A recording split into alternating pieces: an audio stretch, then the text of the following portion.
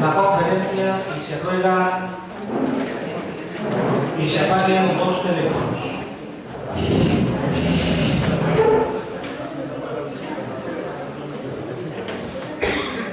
Vale, buenas tardes.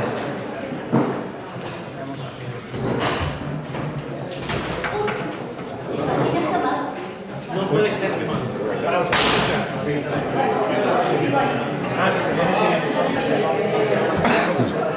Cosas del tiempo. ¿Se oye? Sí.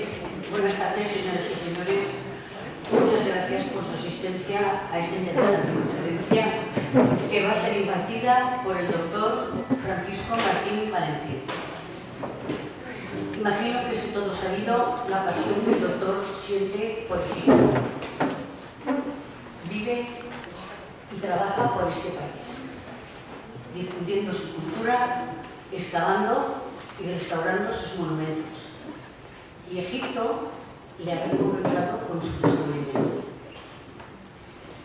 Tengo que hacer hincapié en que estamos todos muy interesados en que sea usted personalmente quien nos informe lo que constituyen sus últimos avances en el campo de la egiptología.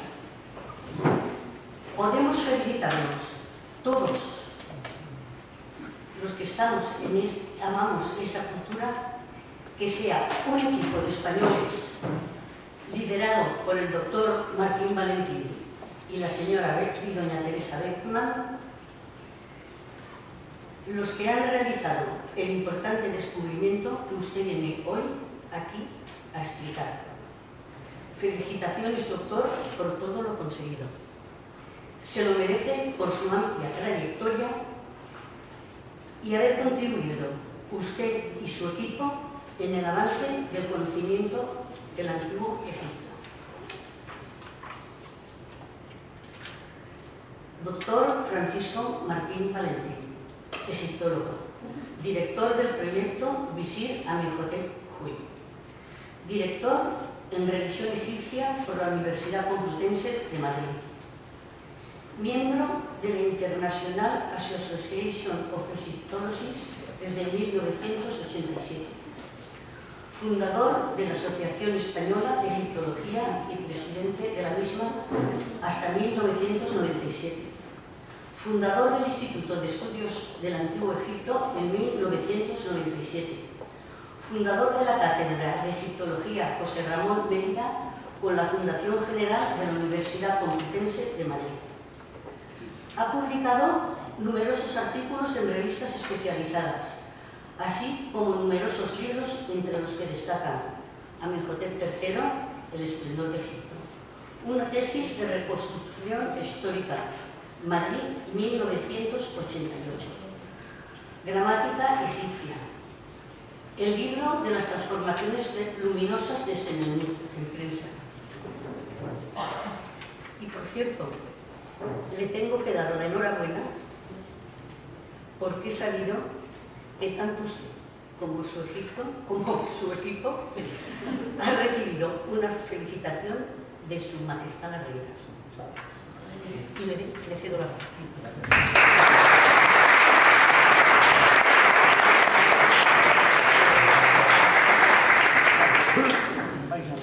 Muy buenas tardes, señor presidente, señoras y señores, señores miembros de la Junta Directiva del Instituto Valenciano de Egiptología. Quiero darles la bienvenida y las gracias por asistir a este acto, que es auspiciado por el Instituto Valenciano de Egiptología y que me proporciona la oportunidad de venir a exponer a Valencia el tema que se verá a continuación. Conforme viene anunciado, el título es Amenhotep III, el esplendor de Egipto. Con carácter previo a comenzar mi exposición y con el permiso de la Junta Directiva del Instituto Valenciano de Egiptología, a través de su presidente, el doctor Juan Vicente García Alfonso, me veo obligado a mi pesar a dirigir a ustedes, a los representantes de la Junta Directiva, unas palabras en relación con lo acaecido el pasado día 12 de abril en la conferencia del doctor José Luis, en el marco de las últimas jornadas de egiptología que se han celebrado. Señor presidente, durante los últimos 31 años he dedicado la parte más noble y esforzada de mi vida y de mis recursos a trabajar en la egiptología egiptología y con ello, en la medida de mis posibilidades, a coadyuvar para instaurarla en nuestro país. Y este camino lo inicié en un momento, señor presidente, en el que la egiptología española simplemente no existía. En 1983 di a luz mi primer artículo científico en esta disciplina, que se publicó en la desaparecida revista de Arqueología. Esta publicación marcó el inicio de mi ya prolongada carrera en el mundo de la egiptología. En el año 1986 fui el promotor, así como el fundador, con una decena larga de personas, entre las que se encontraba la doctora doña Carmen Pérez Díez, de la Asociación Española de Egiptología, institución hoy decana en nuestro país en esta materia. Desde 1987 a 1997 tuve el honor de presidir dicha institución, consiguiendo aglutinar y proyectar los dispersos elementos que en aquella época existían en España para crear un foro que permitiese dar voz y presencia a la naciente egiptología española, con la incorporación a nuestros cursos y actividades de todos los que en aquella época realizaban o tenían algún interés o vinculación con la egiptología de nuestro país. En 1997, con la ayuda y el apoyo de un nutrido grupo de colaboradores, decidí fundar una nueva institución, el Instituto de Estudios del Antiguo Egipto, que actualmente dirijo. El Instituto de Estudios del Antiguo Egipto obtuvo en el año 2000 la concesión para reexcavar, documentar, restaurar y adaptar museísticamente la tumba tebana 353 del mayordomo de Mons en el Mut, en el Bahari. Dicho proyecto concluyó exitosamente en el año 2008. En el año 2009, el Instituto de Estudios del Antiguo Egipto obtuvo de las autoridades egipcias una nueva concesión para excavar y documentar la tumba número 28 en Asasí, perteneciente al visir Amenhotep. Es este el proyecto del que somos codirectores, conjuntamente doña Teresa Bedman y yo mismo, ejerciendo yo también a la vez las funciones de director científico de excavaciones.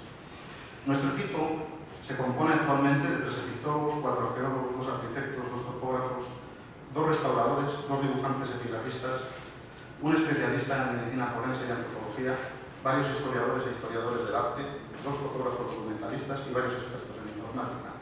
Este proyecto arqueológico desarrollará este año la 6ª campaña de excavaciones. Durante todo este tiempo, hasta ahora mismo, sin interrupción, he organizado muestras de exposiciones arqueológicas, simposios, dirigido cursos e impartido docencia en la Universidad de Peradilla. He participado en numerosos congresos, jornadas y actividades de investigación dentro y fuera de España. Pues bien, señor presidente, permítame decirle que en todos estos años, a lo largo de todas y cada una de mis actividades egiptológicas, nunca, repito, nunca, se produjo un hecho tan insólito como el que ha acaecido en el acto en el que el señor Rubí intervino y al cual he hecho referencia al inicio de estas palabras.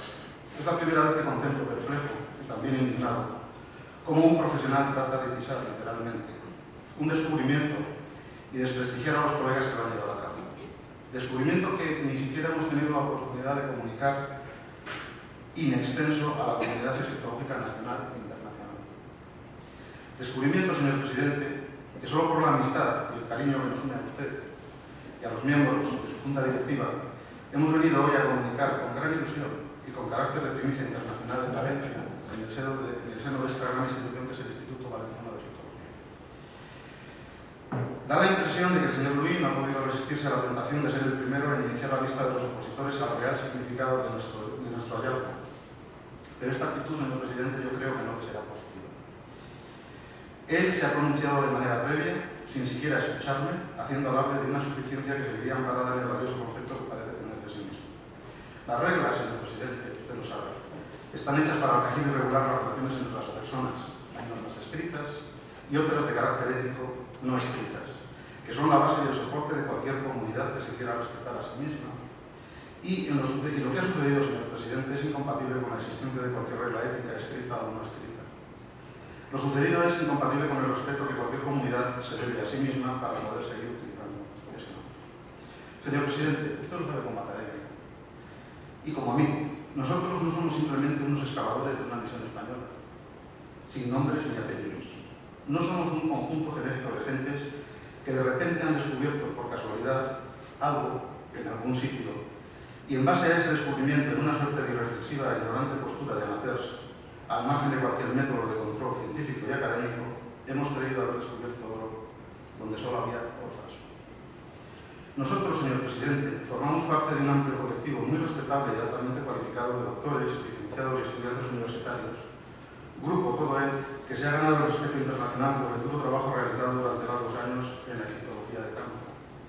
Y, señor presidente, usted lo sabe, nosotros tenemos nombre y apellidos, que deben ser hechos públicamente y dados públicamente lógicamente, cuando públicamente se aluda a nuestro trabajo.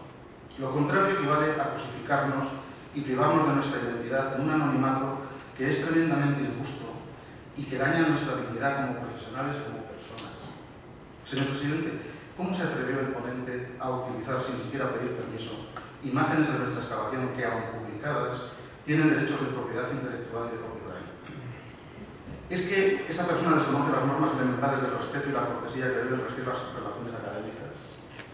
Lo que sucede, probablemente, es que se creía investido de algún tipo de autoridad que le daba licencia para faltar el respeto debido a unas personas a las que específicamente él, señor presidente, debería estar agradecido. Quizás es que ignoraba que no es aceptable utilizar cualquier clase de procedimiento para conseguir notoriedad o simplemente satisfacción para compensar ideados agravios, y que si hay auténticas discrepancias, estas deben ser expresadas por cauces científicos respetuosamente utilizados en el marco de una adecuada vía ética. Señor presidente, usted sabe y comparte conmigo el principio de que en la vida no todo vale. Y señor presidente, usted me ha demostrado en las ocasiones que he tenido el honor de colaborar con su institución su desagrado por este tipo de comportamientos excluyentes y antiacadémicos. Y señor presidente, lo que se percibe a partir de conductas como la exhibida el pasado día 12 de abril es precisamente una actitud, creo que arrogante, excluyente y gremialista, más cercana a las pautas de comportamiento de ciertos grupos de intereses defendidos a través del ejercicio de un poder fáctico que a las verdaderas actitudes universitarias y científicas. Es también por tal razón que hoy me siento más perplejo y más indignado, debido a la falta de respeto demostrada con dichas actitudes hacia el Instituto Valenciano de Egiptología y por el abuso de la confianza depositada por su junta en el doctor Luis, al concederse el permiso para exponer en su ponencia algunos detalles nuevos que afectaban al contenido de mi comunicación, no previstos antes de nuestro descubrimiento.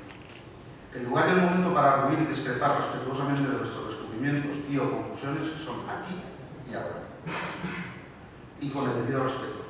Así son las reglas que deben regir el mundo universitario y científico. Así podremos hacer entre todos, sin vetos ni exclusiones sectarias, una egiptología madura que sea objeto de consideración dentro y fuera de nuestras fronteras. Con comportamientos como los que hoy denunciamos, señor presidente, eso no sucederá nunca. Me consta la desaprobación de usted y de su junta respecto de las conductas que he comentado, y quiero en este momento exonerar públicamente al Instituto Valenciano de Egiptología de cualquier responsabilidad en relación con esos lamentables comportamientos. Ahora, señor presidente, con su venia, reiterando mi respetuoso agradecimiento por la oportunidad que me ha concedido, procederé con mi ponencia, que en modo alguno tratará de convencer de nada a nadie, ni mucho menos de atacar a nadie. Solo consistirá en la exposición de algunos aspectos del reinado de Amenhotep III considerados en el marco de nuestros trabajos, descubrimientos y conclusiones en el seno del proyecto Amenhotep III a lo largo de las 5 campañas de excavación que hasta ahora hemos continuado. Muchas gracias, señor presidente.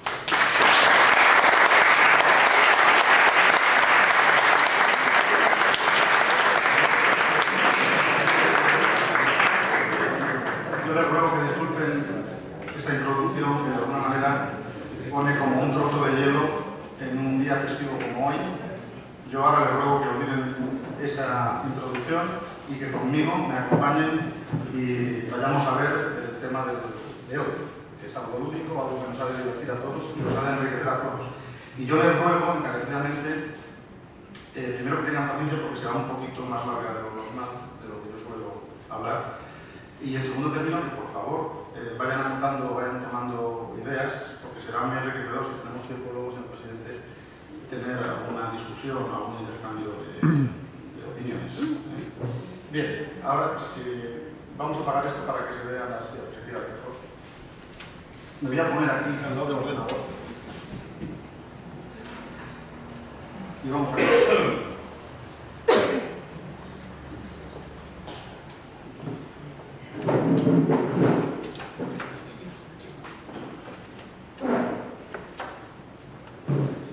Bien.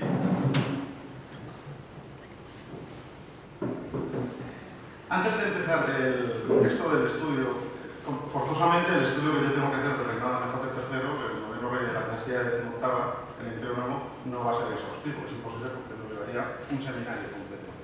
Entonces, lo que sí que quiero es centrar algunas cuestiones antes de empezar a pronunciarse para explicarles mi tesis acerca del reinado. La dinastía de XVIII yo creo que se dividió básicamente desde el punto de vista de la legitimidad sanguínea en 2 ramas muy diferenciadas. La primera desde Ahmosis hasta Amenhotep II concretamente, en la cual hubo una unión cohabitado entre el faraón heredero y una gran esposa real que siempre solía ser hermana del rey, y por tanto una unicidad sanguínea, vamos a decir que marcaba un tronco directo de la línea dinástica. Sin embargo, a partir de Tutmosis IV, como ven en este lugar, en este esquema que he montado, se ve claramente cómo parece que pudiera haber algún tipo de interferencia de sangre extranjera, probablemente en Italia, y esto coincide con un fenómeno social que está bastante bien documentado y estudiado, de incorporación a la sociedad egipcia de una serie de nobles, de guerreros, gente muy cualificada de origen gitano o burrita, que se incorporaron al ejército egipcio llevando consigo la nueva técnica de la guerra de carro ligero, que era muy importante. El hecho es que, por ser breve, porque no tengo tiempo para extenderme, como consecuencia de esto se dan una serie de matrimonios, entre los cuales, por ejemplo, Tutmosis IV de Muya, que no fue su esposa principal, pero que probablemente pudiera tener ascendencia gitana. Esto está en discusión, pero es probable. Que fueron los padres, evidentemente, de Amenhotep III. Amenhotep III se casa con la gran esposa real Tigi, que a su vez, a pesar de tener, por la parte de la madre, como vemos luego, sangre egipcia de primer orden, sí que parece que también está atribuida su ascendencia a Yuya y Tuya, eso está claro. Tuya, concretamente, un hombre de etnia no egipcia y probablemente un oficial de alto grado, pues de hecho fue el padre divino y jefe de los caballos del rey, era un hombre que era de estos burritas que se incorporó a la sociedad egipcia. De esta manera, esta sangre extraña, esta sangre extranjera, no propia del tronco dinástico legítimo egipcio, sin ningún tipo de duda, va haciendo una deriva en la proposición histórica del desenlace de la dinastía XVIII que nos permitirá entender muchos de los acontecimientos que allí sucedieron. ¿Por qué? Porque probablemente lo que había era una incorporación de lo cultural ajeno a lo tradicional egipcio, lo cual traía consigo una serie de creencias religiosas que por otro lado eran muy similares o muy parecidas o muy vinculadas probablemente a la gran tradición solar que Egipto tenía.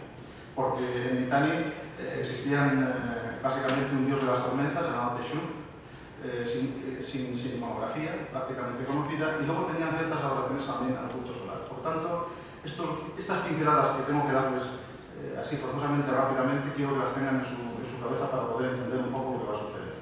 Yo, como no voy a hablar de Tutankamón directamente, ni de Tutankamón, ni del resto del rollo amarniense, no hago hincapié en el resto del árbol genealógico, pero con que se queden con estas ideas de momento nos ha de valer.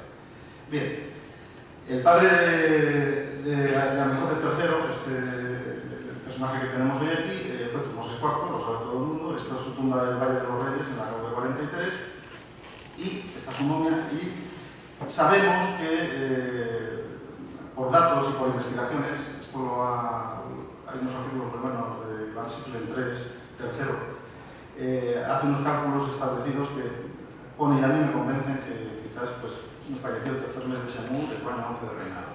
Sería largo de explicar ahora, pero esto es la doctrina comúnmente admitida.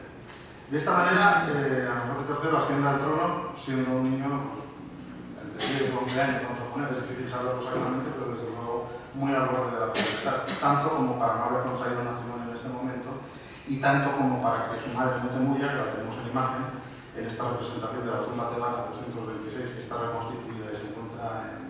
Esto es una reconstitución, el original está en el Museo Egipcio de Arte de Uso, pues tanto digo como para que la madre se muestre en pintura o en representación como tutelando o amparando al faraón niño que ha subido al trono a la muerte de su padre. Bien, haciendo unos cálculos establecidos también, pues, por ejemplo, porque hay discusiones en cuanto a la fecha de ascenso al trono. No hay un documento exacto que nos diga que él ascendió el día 3 del tercer mes de Shemu, de su reinado. Sin embargo, por los cálculos en virtud de la celebración de su primer jubileo, que sabemos que se hacía prácticamente al final del año 29 para el principio del 30, en función de esas fechas ha habido autores que han discutido, y concretamente yo aquí me ciño a la postura, creo que es de Helk, no me quisiera equivocar, Eric Hornung es el que apunta esta fecha del 3 del tercer mes de Shemu, porque coincide muy bien con la celebración de los jubileos. Así que mientras no se me demuestre lo contrario, esta será la fecha con la que yo trabajaré, que es la que trabajamos. Bien, un tema esencial en este momento es la estructura política, religiosa, política de Egipto. Y en medio de este ambiente hay un pivote, hay un personaje realmente tremendo, es decir, de una entidad y de una fuerza pocas veces paralela en Egipto, fue divinizado desde luego en la época de San Antonio, que fue de Japón. Un personaje que cuando uno estudia sus inscripciones y su actuación o posible actuación en el tema da mucho que pensar. Yo en mi tesis siempre trabajé con la idea de que este señor, que no ostentó cargo ninguno político, ni visir, ni gobernador, ni inspector, ni nada de nada. Tuvo muchos títulos como jefe de obras, como jefe de reclutas, como escriba verdadero, como movió toda la fuerza y todo el poder de Egipto como en la sombra. Es decir, él gobernaba los recursos de fuerza de las levas y incluso en inscripciones suyas se atribuye el comando de unidades militares para reprimir ciertas infiltraciones del desierto de Libia, etc. Es un hombre que está como al lado del faraón, como si fuera el faraón mismo y por encima de la organización administrativa del reinado. Y este hombre desempeñó un papel de equilibrio fundamental, creo yo, porque siendo sensible a las corrientes solares que empezaban a anidar en la Casa Real desde el tiempo de Tutmosis IV, incluso de Amenhotep II, él era un hombre de Amón, fundamentalmente. Y él trató de llevar un equilibrio muy pausado, muy sosegado, muy difícil, por otra parte, entre esas fuerzas que empezaban a nacer en la Casa Real frente al predominio exhibido por el clero de Amón de una manera desordenada. Aquí hay un pequeño inciso, muy pequeño, porque no me puedo extender desgraciadamente, diciendo que desde el principio de la dinastía de Octava se advierte un pacto dinástico entre los dinastas y el clero de Amón, en virtud del cual el heredero ha de ser el hijo de Amón. Esto es la primera vez que se encuentra este título entre los faraones, el hijo de la carne de Amón, el hijo de Amón, de su propio cuerpo. Esto es porque lo que se trata, evidentemente, es de impulsar y amparar la reconstrucción, la recuperación de todo Egipto en la guerra de liberación contra los Hicsos, amparado por el gran dios Amón Temano, y a cambio de eso, lo que había una supremacía y un control sobre la Casa Real. Esto, que en principio es una alianza positiva y que es muy fructífera, con el tiempo acaba empezando a sofocar la Casa Real. Y llega un momento en el que se notan movimientos de resistencia y de reacción frente a este intento de dominio desordenado, creo yo, en mi punto de vista, tales como, por ejemplo, Tutmosis IV es el primero. Tutmosis IV hace dos cosas. Emite un escarabeo de Jeferi, que algunos han dicho que es falso, pero no, que ya empieza a hablar de cómo el disco, el atón, que controla todo el universo egipcio, etc. Y luego es el primero, ya lo hemos hablado un poquito muy brevemente de esto, que empieza a tener la idea de cambiar su lugar de enterramiento del Valle de los Reyes al Valle Occidental. Y esto es un signo muy importante que no vamos a hincapié en él. Entonces, ¿qué quiere decir? Quiere decir que la Casa Real, por cierto, Tutmosis IV declara en la estela del sueño que debe su trono a Ra-Horac y de Dios solar, no a Dios Amón. Y poco a poco se van marcando distancias. El corto reinado de Tutmosis IV ya induce a la sospecha, porque 11 años es poco tiempo, y está claro que podría haber habido algún tipo de resistencia entre los y las diferencias acabaron. Finalmente se enterraron en el Valle de los Reyes, pero su hijo asume esa herencia. Bien, y entonces su hijo, casado a su vez con esta gente, digamos, no indígena, no egipcia, con mezcla extranjera, empieza a elaborar un proceso que será que dará como fruto el primer proceso revolucionario político-religioso del mundo que conocemos, con la creación del monoteísmo, etc. Bien, pues este hombre, a mejor que estuvo tratando de poner equilibrio en este mundo tan tensionado y tan terrible que debió ser Egipto en este periodo. Bien, una de las pruebas que tenemos de equilibrio, lo que tenemos aquí es un relieve bastante mal conservado que hay en la llamada Cámara de Nacimiento del Templo de Luxor, las cámaras del sur, en el que se ve la teogamia de Amón una de las teogamias de Amón con Mutemuya. Bien, el texto yo se lo voy a dejar para que lo lean mientras hablo. Tranquilamente, poéticamente es muy bonito, pero para mí lo que más interés tiene es el mensaje final cuando se dicta el decreto de Amón-Ra, después de haberse unido físicamente a la reina, y decreta: Amenhotep que dice Tawase será el nombre de este niño que yo he puesto en tu vientre. Él ejercerá una realeza bienhechora sobre la totalidad de esta tierra. Él gobernará las dos tierras como Ra eternamente. Este es el decreto.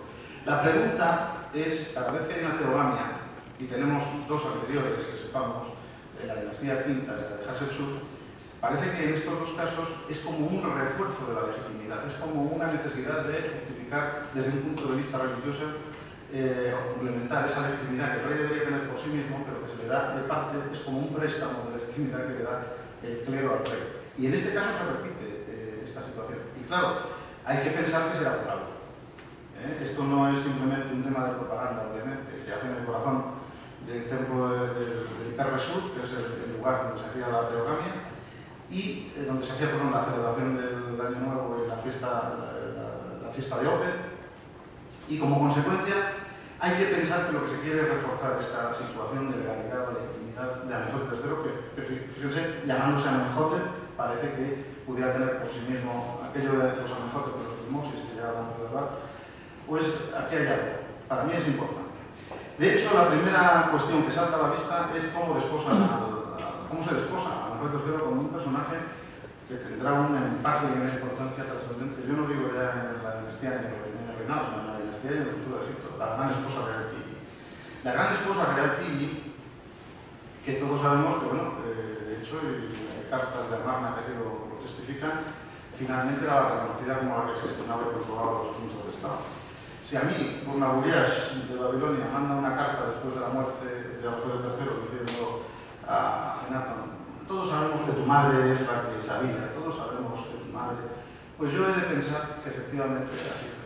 Y yo he de pensar con una mente deductiva de esta información que muy probablemente todo el proceso que se va a poner en marcha tiene dos fundamentos básicos. Uno, esa resistencia de la Casa Real natural frente al predominio del clero de Amón. Y otro, un plan gestado, perfectamente arquitecturado por esta familia que se incorpora y entronca con la familia real y que trae sus propias ideas al respecto de las posibilidades que tiene Amenhotep III como rey para hacer frente al poder absorbente y asfixiante del clero de Amón. Esta mujer es el cerebro, para mí, de todo lo que le trae. Sabemos que su padre, Yuya, hemos dicho antes, un guerrero, un guerrero, que fue general de carros y que fue el encargado de los caballos del faraón y que era de origen nitano-amorita y que por tanto era un alto técnico, un técnico de primer orden de la técnica militar del momento revolucionario, que ya digo, los combates con los elementos del carro ligero de guerra muy apreciados. Normalmente esta gente la incorporaban desde la época de Tutmosis III, los incorporaban a la sociedad y los casaban con mujeres nobles egipcias. Bueno, pues este es el proceso. Y la madre tuya es una mujer que tiene el entronque de sangre legítima necesaria para que la gran esposa real Tiye se pueda casar con Amenhotep III. Que en vez de casarse con alguna de sus hermanas, elige a esta persona que viene por fuera. Porque su madre no tenía, probablemente también tenía algún tipo de afinidad con estas gentes. El hecho es que Tuya es una mujer que desciende y tiene en su sangre, es descendiente de Amés Nefertari, la fundadora de la dinastía. Todas las esposas y grandes esposas reales, a lo largo yo diría del Imperio Novio aún después, pero vamos, luego la dinastía de Mortada, que tienen acceso al poder real, llevan sangre de Amés Nefertari. Y esta lo lleva. Quizás este sea el título que le permite casarse con este gran hombre y que su hija sea desposada por Amenhotep III. En fin, de todas maneras, un mecanismo de organización de la familia real, diría yo, anormal para la tradición de la primera mitad de la dinastía de Mortada. ¿Vale?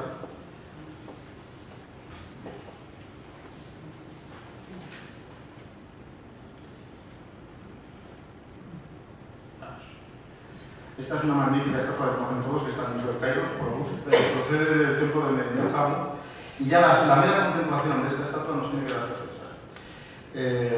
Desde los tiempos de Hatshepsut, en los que ya saben ustedes que esta famosa reina faraón tomó el papel de faraón y se representó en el monarca normal, en igualdad de tamaño con Tutmosis III, durante el tiempo que fue rey, después de que ella cesó su reinado y Tutmosis III tomó las riendas del poder, el resto de los faraones hasta esta época, no se vuelve a ver una iconografía en la que la mujer, la gran esposa real, tenga el mismo tamaño ni la misma consideración estética por una cuestión jerárquica que el rey y el faraón.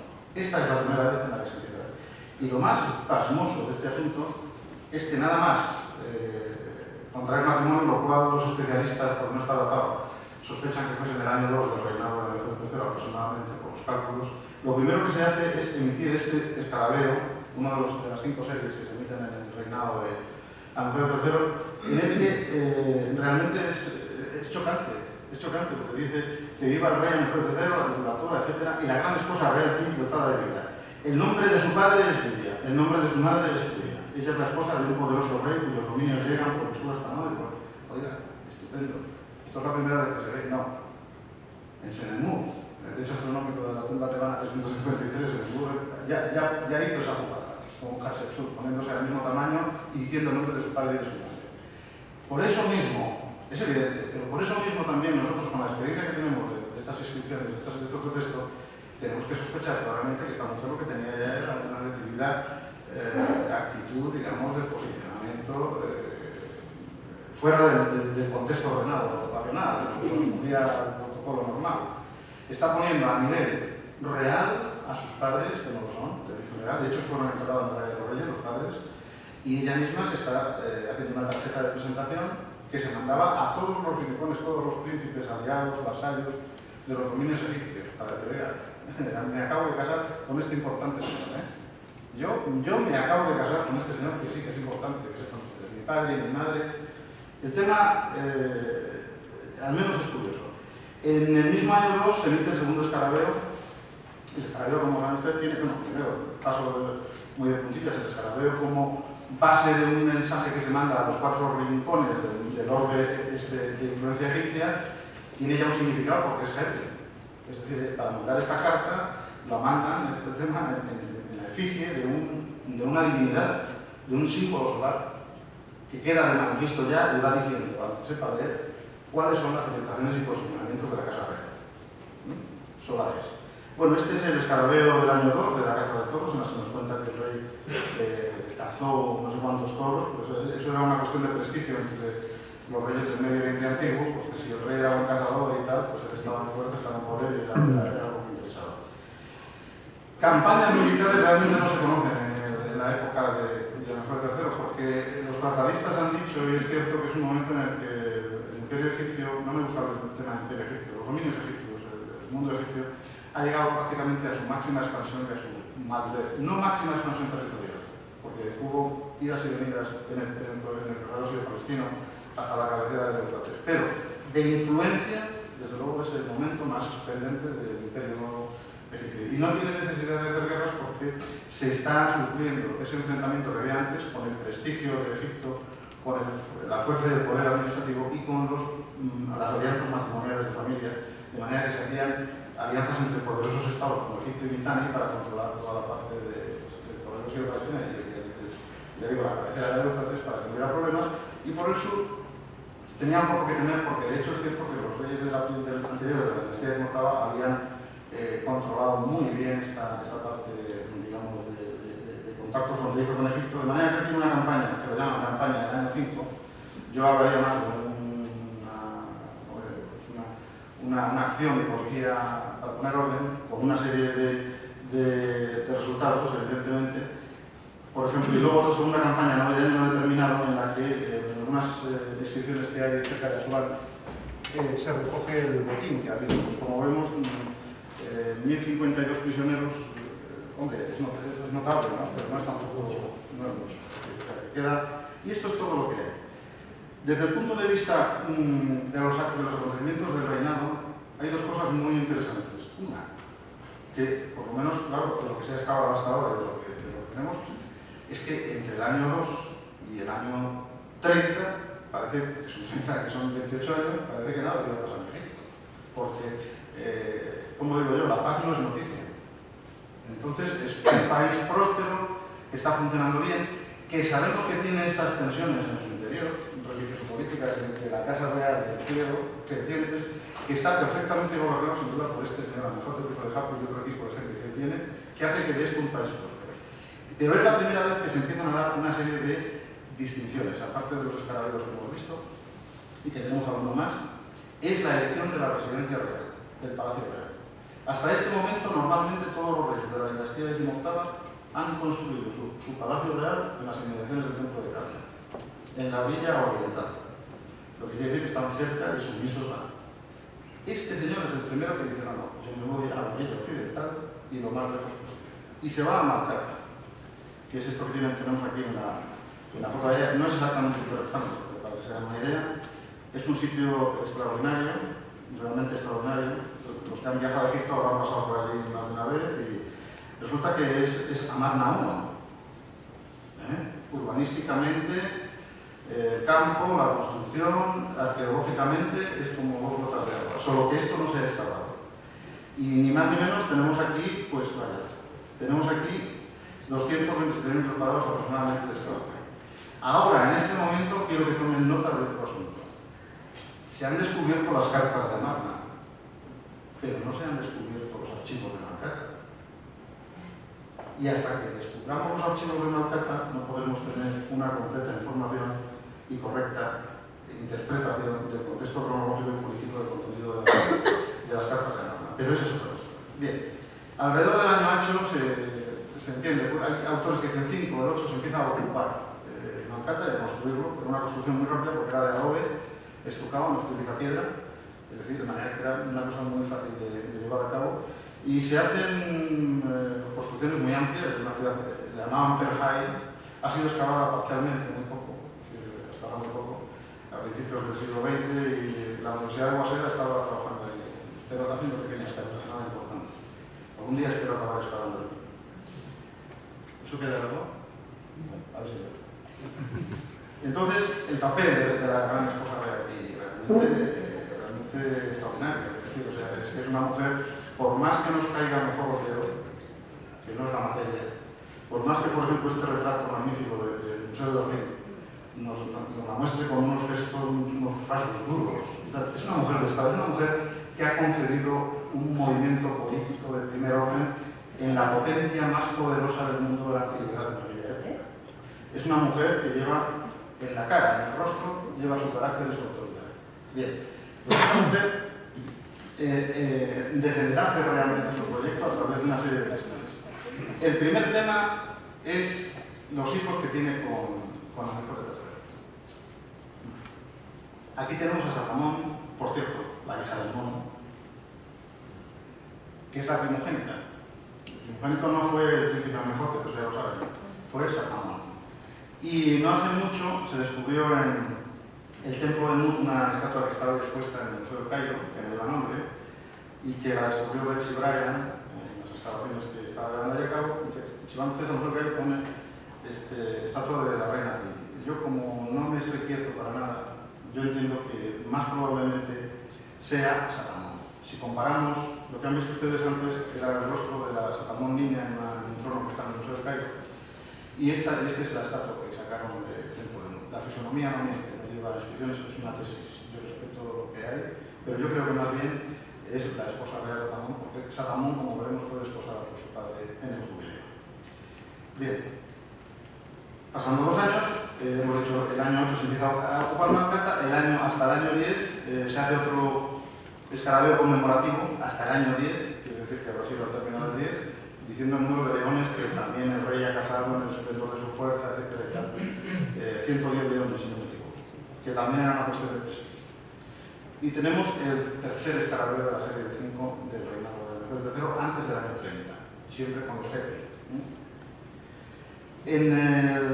También en el año 10 se emite otro escarabeo con motivo de la llegada a Egipto de un cortejo de 317 mujeres que acompañan a la princesa Amenhotep, hija de Sultana de Mitanni. Esta es la expresión, la materialización del primer pacto de estados por matrimonio.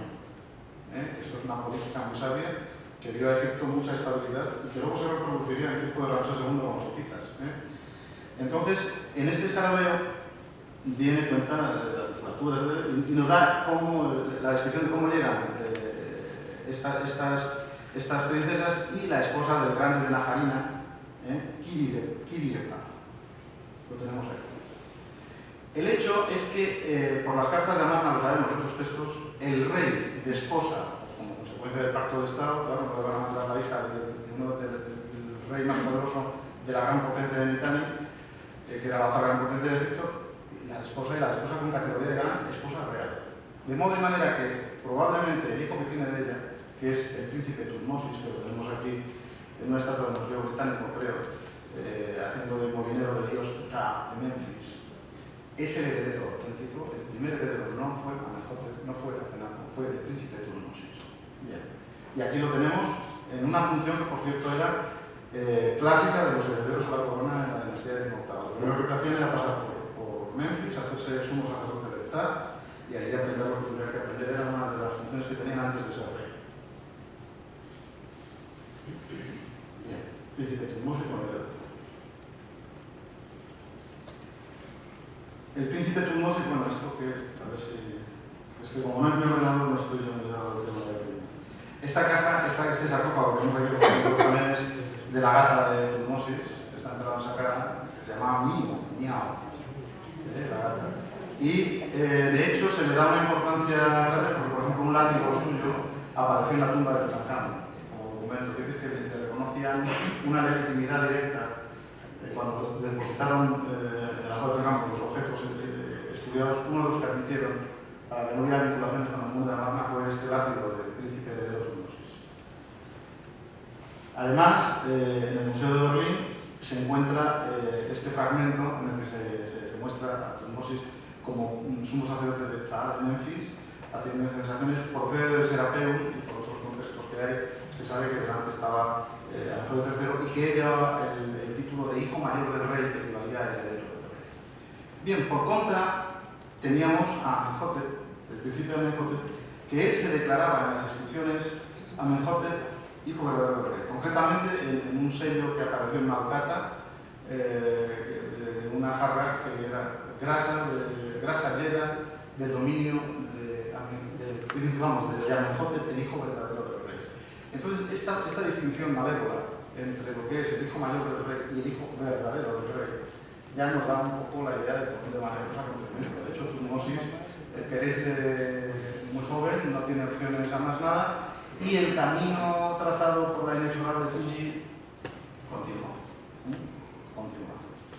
Bien, de este modo tenemos a Amenhotep III con la gran esposa real Tunji, tiene a Satamón, que es la primogénita, Amenhotep, Genut-Taunem, Isis, Nefertiti y Tía. Probablemente, yo creo que debió esposar a todas sus hijas, pero lo veremos luego. Pero desde luego, seguro, Satamón, Genut-Taunem, Isis y Nefertiti, tenemos documentación de que las desposó con motivo de sus jubileos. Lo que nos indica que la tradición amárnica de desposar a las hijas no fue un invento propio de Akenatón. Es algo que se estaba acuñando ya en la Casa Real de parte de Amenhotep III. ¿Con qué finalidad? Concentrar la sangre. Nada más que para la concentración de la legitimidad solar, desde un concepto solar.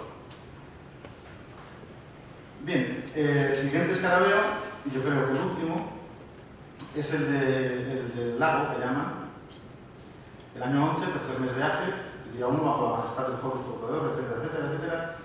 La gran esposa real Tiji, dotada de vida. Su majestad ha ordenado hacer un lago para la gran esposa real Tiji, dotada de vida en su ciudad de Yaruja. Su longitud es de 3.600 codos, su anchura de 700 codos. Su majestad celebró el festival de la apertura de los lagos en el tercer mes de Aje, día 16, cuando su majestad paseaba dentro de la barca real a todo resplandeciente. Yutecher. Acuérdense de este epíteto, porque ya se le están dando nombres muy claros a lo que luego después será una conferencia religiosa. Bien, en medio de todo este asunto tenemos el dios Amón. El dios Amón, el clero de Amón, es el clero más poderoso de Egipto, que marcaba su influencia desde el sur de Nubia hasta Siria Palestina, tenía su propia milicia, tenía sus ciudades de propiedad, tenía el control de los templos, imponía visires, imponía inspectores de todos los cleros, era el poder completo. De hecho, el año 1, un poquito antes del año 30, el visir del sur y del norte y jefe de todos los templos y de todos los cleros era un sumo sacerdote Amón, me parece que se llama Tamose o Tamose, que es removido un poquito antes del jubileo. Es decir, que todo el poder político estaba en manos de Zeus. Y de hecho, hay otra serie de manifestaciones que van dando la idea de cómo van a dar las cosas. Esto que se llama, que es el escarabeo del lago, que todos lo han visto, incluso le habrán dado 7 vueltas a uno por aquí. Pues no es de más ni menos que un monumento de proclamación de legitimidad solar que no estaba en el templo de Karnak, estaba en Pomezekán, en el templo funerario de millones de años de la orilla occidental, en el que el rey que lo tenemos aquí arrodillado, está delante de Dios Atún, y el Dios Atún con las dos coronas le está dando millones o miles de millones de años de realeza, y le ponen en la inscripción, ponen, entre otras cosas, palabras hechas por Atún-Re, Señor de las dos tierras de León. Yo te doy la vida en toda su exaltación, oh Señor de las dos tierras del Madre. Yo te he dado innumerables años como rey sobre el trono de Horus de los mundos, eternamente regenerado. Llamo la atención sobre el hecho de que le llaman Emmanuel, el nombre de coronación, MJTPKOS. Luego entraremos en materia, porque esto es importante. Para lo sucesivo distingan ustedes las inscripciones que vean con MJTPKOS en Emmanuel de aquellas que solamente ponen Emmanuel. Bien, está claro que la expresión de reconocimiento de legitimidad, de posesión del trono y de todo lo que le quede por reinar, no para Amón, sino por este dios solar fundamental que es Atún, que es el primigenio. Pero al mismo tiempo, fíjense ustedes, hay un equipo, hay una marcha, lo podríamos decir, el lado ortodoxo, vamos a llamarlo así, que sigue trabajando en Encarna, sigue trabajando en los monumentos. Se está dando una coetaneidad en la vida política egipcia, en virtud de la cual todo lo que viene de parte de Amón de Karnak sigue trabajando con el faraón como la figura mítica establecida, y se hacen trabajos como este, que es el tercer pilono de Karnak, y unas grandes reformas en el templo de Karnak y el templo de Luxor, que luego se ampliará en el jubileo, y cuantas más construcciones puedan ustedes imaginar. Y dentro del tercer pilono de Karnak hay un tema muy interesante que lo tenemos en el masivo sur de este pilono, el tercer pilono, que tiene mira a la parte oriental, que es un texto interesantísimo que nos habla del amor imperial. Es el amor imperial que le da el trono a su hijo y que además le da el trono y le da la legitimidad para gobernar las 4 partes del mundo. Es como una especie de, ¿cómo diría yo?, de una especie de elaboración de una tesis imperial, en el más puro sentido del término, que trata de imponer la Pax Egiptiaca. La paz egipcia como se impuso la Pax romana en tiempo del imperio. Y en este texto, que es muy digno de estudio, se plasma este asunto, este concepto. ¿Qué quiere decir? Que los sacerdotes de Amón, entendiendo qué es lo que está sucediendo, porque aquí hablan también del Sol y de la Corax y de la y tal, están asumiendo, tratando de asimilar esta corriente nueva de la Casa Real para darle la universalidad que necesita la expansión propia de Egipto, y dentro de la expansión de Egipto y de la Casa Real, ellos mismos. Entonces, y también quiero que imaginemos de algún modo una situación que sería lo más parecido a una guerra civil, un enfrentamiento de facciones políticas para conseguir sus objetivos absolutamente irreconciliables. Esto fue lo que sucedió en Tebas, en Egipto, durante el tiempo de la Revolución Albanesa. Bien, en medio de todo este asunto, ¿qué tenemos? Tenemos el célebre problema de la urgencia. Entre Amenhotep III y Amenhotep IV es un dilema histórico. Es un dilema histórico que viene pronunciado desde los años 20, sino un poquito antes, y que ha enfrentado sistemáticamente a la academia, y que los egiptólogos nos hemos dividido de manera casi irreconciliable entre los que creíamos en la urgencia y los que no la aceptaban. Luego ha habido unos que han dicho, bueno, un poquito embarazada, la corta, o está embarazada o no está embarazada. A mí, ya digo de antemano, que yo estaría más cerca de la no presencia que de la presencia corta, ¿vale? Pero estoy de la larga. Bien, el caso es que este problema ha dividido, como digo, a la academia, y es muy importante porque de esta manera, a mí personalmente me parece que todos los acontecimientos más o menos encajan. De la otra manera, hay veces que es muy complicado el tema. Pero la metodología académica y científica no permite llegar a conclusiones simplemente porque sea más cómodo el sistema. Hay que constatarlo, hay que verificarlo de manera empírica. De manera que, bueno, eso... No voy a hacer un análisis de la urgencia, por supuesto, no es el tema de hoy, pero hablaremos de ello. De hecho, ya lo conocen ustedes más o menos, esto es un bloque que hay en el Museo de Berlín, donde es una iconografía original de los primeros años de Amenhotep IV. La teoría de la urgencia, más básicamente, la acabó de acuñar Filigalde, antes hubo muchos otros que lo trabajaron, y decía que Amenhotep IV había subido al trono como regente de su padre desde el año 28-29 del reinado de Estot. Yo hoy voy a comunicar algo aquí que no he dicho hasta ahora en ningún sitio, y es que yo creo que la gran división de los académicos viene porque en su mente, y yo entiendo el planteamiento, Es muy difícil entender que puedan coexistir dos cortes paralelas con dos administraciones paralelas durante un largo tiempo de 12 y 12 años. Es que no tiene sentido, como reyes. Pero, si entendemos lo que yo voy a tratar de explicarles ahora, que uno está como rey durante un tiempo, con su padre como rey durante un tiempo, y que después de un acontecimiento, que es el jubileo del año 30, el primero del rey Amenhotep III, este se convierte en un dios para hacer frente a las presiones del clero de Amón, lo que es una coexistencia cronológica que no de realeza entre ambos personajes. Y si entendemos que uno sigue siendo rey, Amenhotep IV Akhenatón, y el otro, después del jubileo, es una divinidad, a lo mejor podemos comprender mejor la posibilidad. Esto no es una idea mía, esto es algo que obedece a estudios trabajados y detallados en textos y en otra serie de documentos que permiten analizar este asunto. Bien, en todo caso trabajaremos con esta hipótesis, que es la que quiero que vean, y no hace falta que se la aprendan de memoria porque vamos a ir viendo a lo largo de los acontecimientos.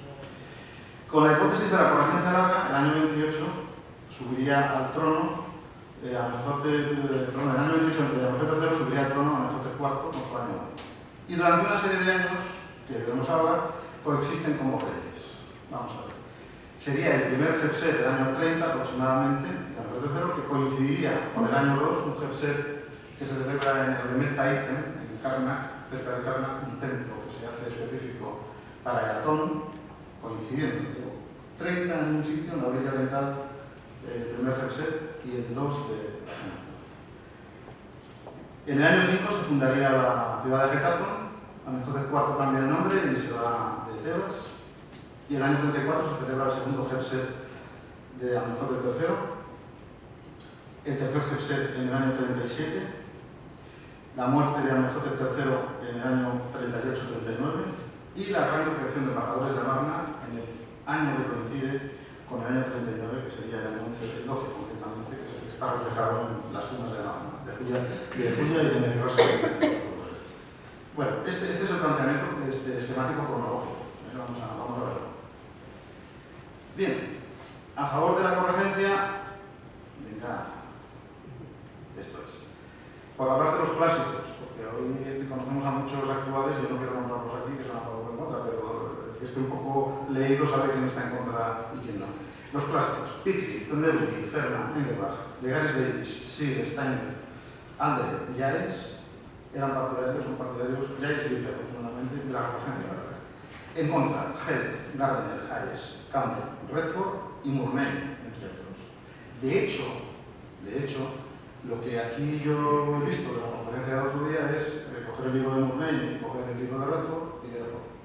Es decir, que son los argumentos que se dieron aquí, porque son las tesis más recientes, más al día y más exhaustivas de la discusión sobre la corregencia. ¿Con esto qué quiero decir? Quiero decir que hay personajes prestigiosos en un lado y en otro, como pueden ver ustedes. No es un tema que haga a unos mejores y a otros peores o al revés. No. Bien, el hecho es que lo que es esto de la tumba de Ramosen en Burna, es el célebre primer relieve, lo dicen a Magno, no es que se llama, es la nueva estética que se plantea en los 5 años tebanos de Amenhotep IV, que son la clave. Estos 5 años tebanos en los que Amenhotep IV está en Tebas son la clave, creo yo, para entender más, para comprender de una manera mucho más clara los orígenes y las raíces de lo que supone la explosión de esa crisis larvada. Estos 5 años sucede que es un drama porque el propio Redford lo dice en una obra suya sobre Akhenatón, que es un terrible hiato en el vacío de la historia de Egipto. Es decir, es que cuando Amenhotep IV se va de Tebas, si no en ese momento, después manda gente para destruir, es cuando se persiguen las imágenes de los dioses, se persiguen las tumbas, etc. Y destroza un montón de cosas que eran documentos esenciales para poder saber qué había pasado. Pero es que lo que no destruye Akhenatón viene de los Rames y del cuerpo, Seti I y lo acaban de fundir. Y no dejan absolutamente nada o casi nada de Tebas. Por tanto, estos 5 años son nucleares, son importantísimos. De hecho, sabemos que bueno, hay algún objeto que nos permite saber que Alejandro IV quiso hacer el Agitatem, lo quiso hacer en Tebas, pero no solo en Tebas, en Memphis y luego en Amarna. Memphis, esta estatua que está en el Museo del Cairo, de Medinei, este señor es sacerdote en el Agitatem de Mennefer, porque Agitatem, que eran los horizontes del disco, los hubo por todo Egipto. La idea es imponer la nueva religión con horizontes del disco por todos los lugares, que falla estrepitosamente porque el poder de Amun y de los plebes era muy fuerte y al final se tiene que refugiar en Amarna. Y entonces decimos, Agitatem, no diga así. ¿Cuál? Porque todavía hay que excavar más y buscar más. Memphis, por ejemplo, es que Cairo con las ráfinas está comiendo los yacimientos. Es decir, que lo malo es que la población está invadiendo permanentemente por la demografía los yacimientos arqueológicos, de manera que no se extienden las oportunidades. En fin, cierto por los documentos que no había un Agitatum que había varios. Y Tebas lo intentaron, pero allí fracasaron. Bien, vamos al primer Hepset. Vamos a ese punto en el cual empieza a funcionar toda esta revolución que tenemos. Coincidiendo con el Hepset del Atón. El Hepset del Atón es una celebración de Hepset que se celebra, ya digo, de manera anómala en Karnak, en Yemet Paiten, el lugar donde se encuentra el Atón, un templo que construyó Amenhotep IV pegado al templo de Karnak y que luego fue desmontado, claro, que ha sido objeto de excavaciones en el año 81, pero no publicado. Es algo que todavía queda pendiente de hacerse, pero que sabemos que se celebraron al mismo tiempo. En este Hepset, ¿qué sucede? Suceden cosas realmente extraordinarias. Una de ellas, por ejemplo, tenemos esta estatua del templo de Luxor, que está ahora mismo exhibida en el Museo de Arte Egipcio de Luxor, que es una estatua de Amenhotep III como el dios Atum, y que es una estatua dedicada al culto divino del faraón como el dios Atum. No es que ese día el faraón se vistió de Atum y lo retrataron, es que era una estatua de culto del faraón como el dios Atum en el seno del Pet Resut, que era una parte del templo de Atum de Karnak. Bien, de hecho la inscripción que tiene en el dorso, pues nos habla, ¿esto qué pasa? No sé si la pueden ver ustedes o no, se ve la letra muy pequeña, pero bueno, es que es muy larga. Habla, en general, yo se lo resumo, no tiene... habla de... dice, pues si yo lo he hecho por bueno, lo que viene a decir es que de una parte dice que es el hijo de Amón y que es el hijo directo de él, pero que también es el sol de todas las orillas y que es el de la luz y de manera que se entrecruza en esta declaración textual que pueden ustedes examinar en las publicaciones de las estatuas de Nasif Mohammed el Saguir, se entrecruzan precisamente esos dos conceptos del predominio amoniano y de los nuevos corrientes solares que representan al rey como dios Atum y al mismo tiempo siguen insistiendo en que es hijo de Amón, algo incompatible. Cuando viene la primera persecución de monumentos, en el dorso de la estatua, en esta estela que tenemos aquí, se percibe perfectamente como el nombre de Amón ha sido suprimido y borrado por los seguidores de la estatua. Luego era un documento importante que fue adulterado en la redacción inicial por manipulación de la gente que quería poner esto bajo el control de dios Amón. Pero de la estatua es muy importante. Bien, el primer jubileo se celebra en Malcata, es decir, en la orilla occidental, en un lugar alejado de la residencia real, más al sur, en un sitio que hoy se llama Comer Samak, la colina del pescado, donde la Universidad de Waseda estuvo excavando en los años 90, sí, aproximadamente, una estructura muy interesante que es esta que tenemos aquí en ladrillo, en adobe. El puntero se ve. ¿No se ve? Vale, este tiene el mismo ejemplo. Y yo creyendo que se estoy enseñando Ahora sí. Pues esto me lo puedes haber dicho antes. El caso es que esta interesantísima estructura de ladrillo que ve aquí es la misma estructura que se llama el pabellón de las apariciones, la Chenchá, acuérdense de este nombre, que sigue, que aparece en las otras tebanas del periodo, Janjá, Menjasurero, Jeruef, Ramose, etc., incluso que estaba prevista ser diseñada en nuestra tumba, la tumba de Visir Amenhotep II, que hemos encontrado algunos restos, no los enseñado yo porque tal, pero que quedó interrumpido. Es la escena que muestra al rey en su esplendor en las ceremonias del jubileo, una vez consumado el jubileo, en el cual había unas ceremonias en las que se mostraba a sus cortesanos y sus gentes como ser renovado para poder ejercer la realeza otra vez durante un tiempo de 30 años o más, si fuera posible. Bien.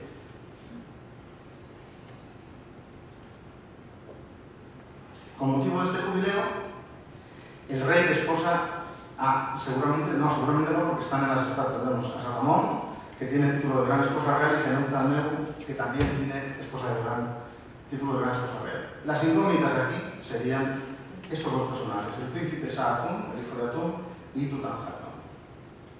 Cabe dentro de lo posible que estos personajes fuesen hijos de Amenhotep III y de sus hijas, de sus grandes esposas reales. Es la hipótesis que se ha manejado, que se ha establecido. Sabemos que se han hecho análisis de ADN, se han hecho estudios biológicos muy profundos y se concluyó que el padre de Tutankamón era Akenatón. Yo digo desde aquí, de antemano, le digo que si alguien me va a plantear esta pregunta, le diré que no estoy de acuerdo, ya le diré por qué. El hecho es que Tutankamón, porque la celebración del jubileo implica que para los ortodoxos Amenhotep III seguía siendo ese faraón renovado, pero para los de la Casa Real se había convertido en Dios, en el Dios Atón viviente. Y como era el Dios Atón viviente, ya se podía poner frente al Dios Amón. Y Tutankamón quiere decir la imagen viviente de la Shoah. ¿Vale? Entonces, como ya no me puedo extender en esto, pero quizás lo discutamos, ya lo he dicho nada más, como la momia de la joven mujer en la tumba de José II, moderadamente familiar, dice que la madre indiscutible de Tutankamón, y hay muchos autores que dicen que esa momia podría ser la momia de Satanás, aunque se han oído muchas cosas raras en televisión en los últimos años. Es una hipótesis en la que hay que trabajar. Y quizás nuestro descubrimiento indirectamente pueda echar luz o ayudar a este asunto. Bien.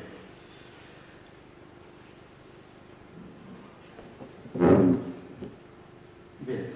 Sabemos que, bueno, el Medpaís, en esto que tenemos aquí es la expresión de la reconstrucción por palatas, que son unos bloques muy manejables, de 30 centímetros de largo, que es con lo que se empezó a construir el Medpaís.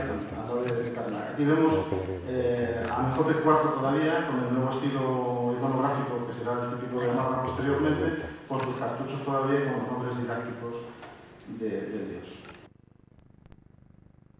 Es muy importante ver, por ejemplo, lo que se llama el nombre didáctico de Dios Atón, en este caso de Raforacti, que ya lo empiezan a poner entre cartuchos. ¿Por qué no empiezan a poner entre cartuchos? Porque se trata de un personaje que al mismo tiempo tiene una naturaleza real de faraón. Esa es una de las ideas que hasta ahora no se ha visto. Entonces, la propia traducción de los textos aquí mismo nos da una idea muy clara de la primera versión, que es del año 1 de Akenatón, que iba Raforacti, que se regocija en el horizonte en su nombre de Shu, que está en el México. El nombre didáctico de 1 a 9. Y esto procede del 20. Bien, en el año 30, nada más acabado el jubileo, fallece Amenhotep hijo de Jacob. Su nombre estaba mayor, era un hombre de 80 años, y lo sabemos porque su estatua de los 80 años está en el Cairo, nos cuenta este tema, y sabemos que en el año 31, que lo veremos luego, se inaugura su templo funerario, lo tenemos aquí. Por tanto, desaparece el pilar del equilibrio que mantenía esta situación extraña en Egipto. Y de hecho sabemos que a partir de este momento cuando se produce el desencadenamiento del proceso revolucionario, que es la fundación de Akenatón en Amarna. Es decir, estamos en un periodo que va desde el año 2, vamos a poner 3 y 4, todavía de resistencia en Tebas, en esta lucha sorda, después de la desaparición de Amenhotep hijo de Jacob. Por cierto, en este momento empiezan a desaparecer también otra serie de personajes que han actuado en el jubileo ortodoxo, en el Comen Samar.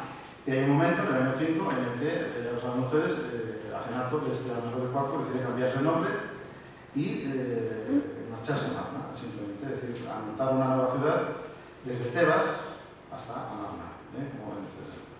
Esto es tan sabido, pero voy a pasar a seguir de puntillas, porque en el año 5 se despide de Tebas. Lo que es muy interesante es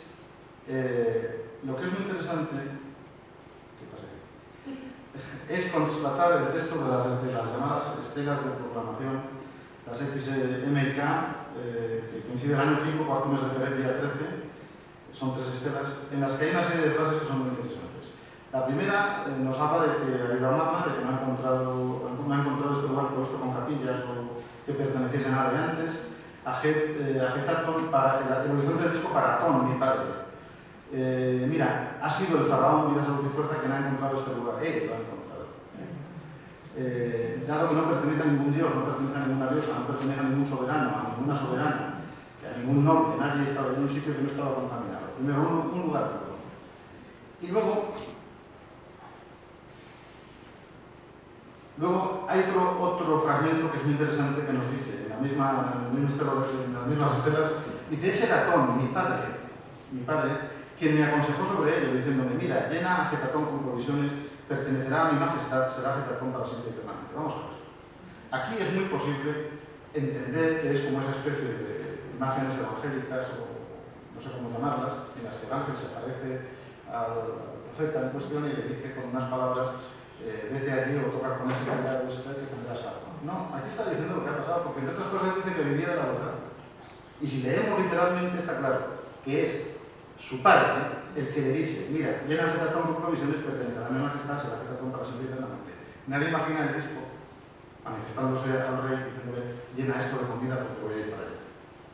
Hasta ahora estas cosas han pasado un poco de soslayo. Yo creo que son tan evidentes que a veces nos complicamos la vida en las explicaciones.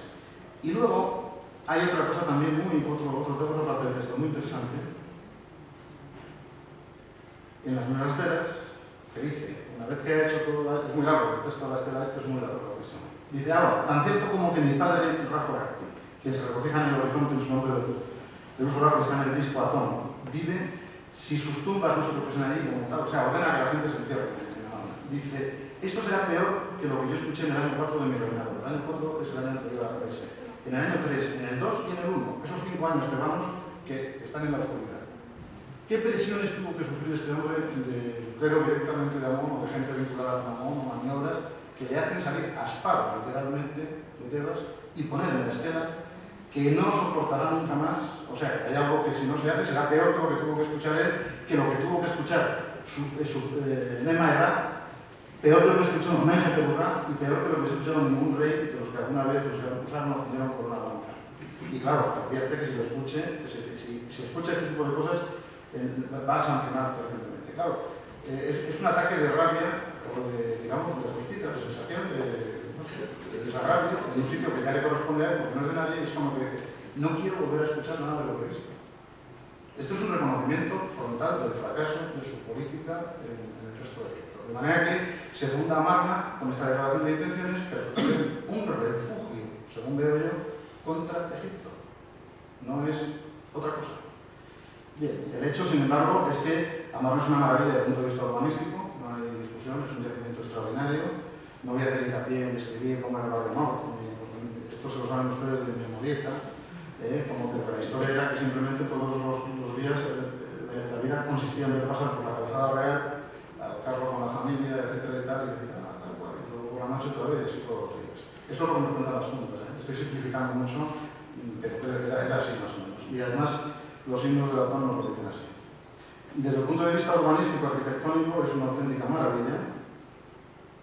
Esto lo han visto ustedes por ahí maquetas, han hecho ya 3D, porque ahora mismo Barrio JPM sigue excavando en Amarna, y esto, acaba de publicar un libro el año pasado por de 25 años de excavaciones en Amarna, que se lo recomiendo porque es muy interesante, aporta muchísimos datos.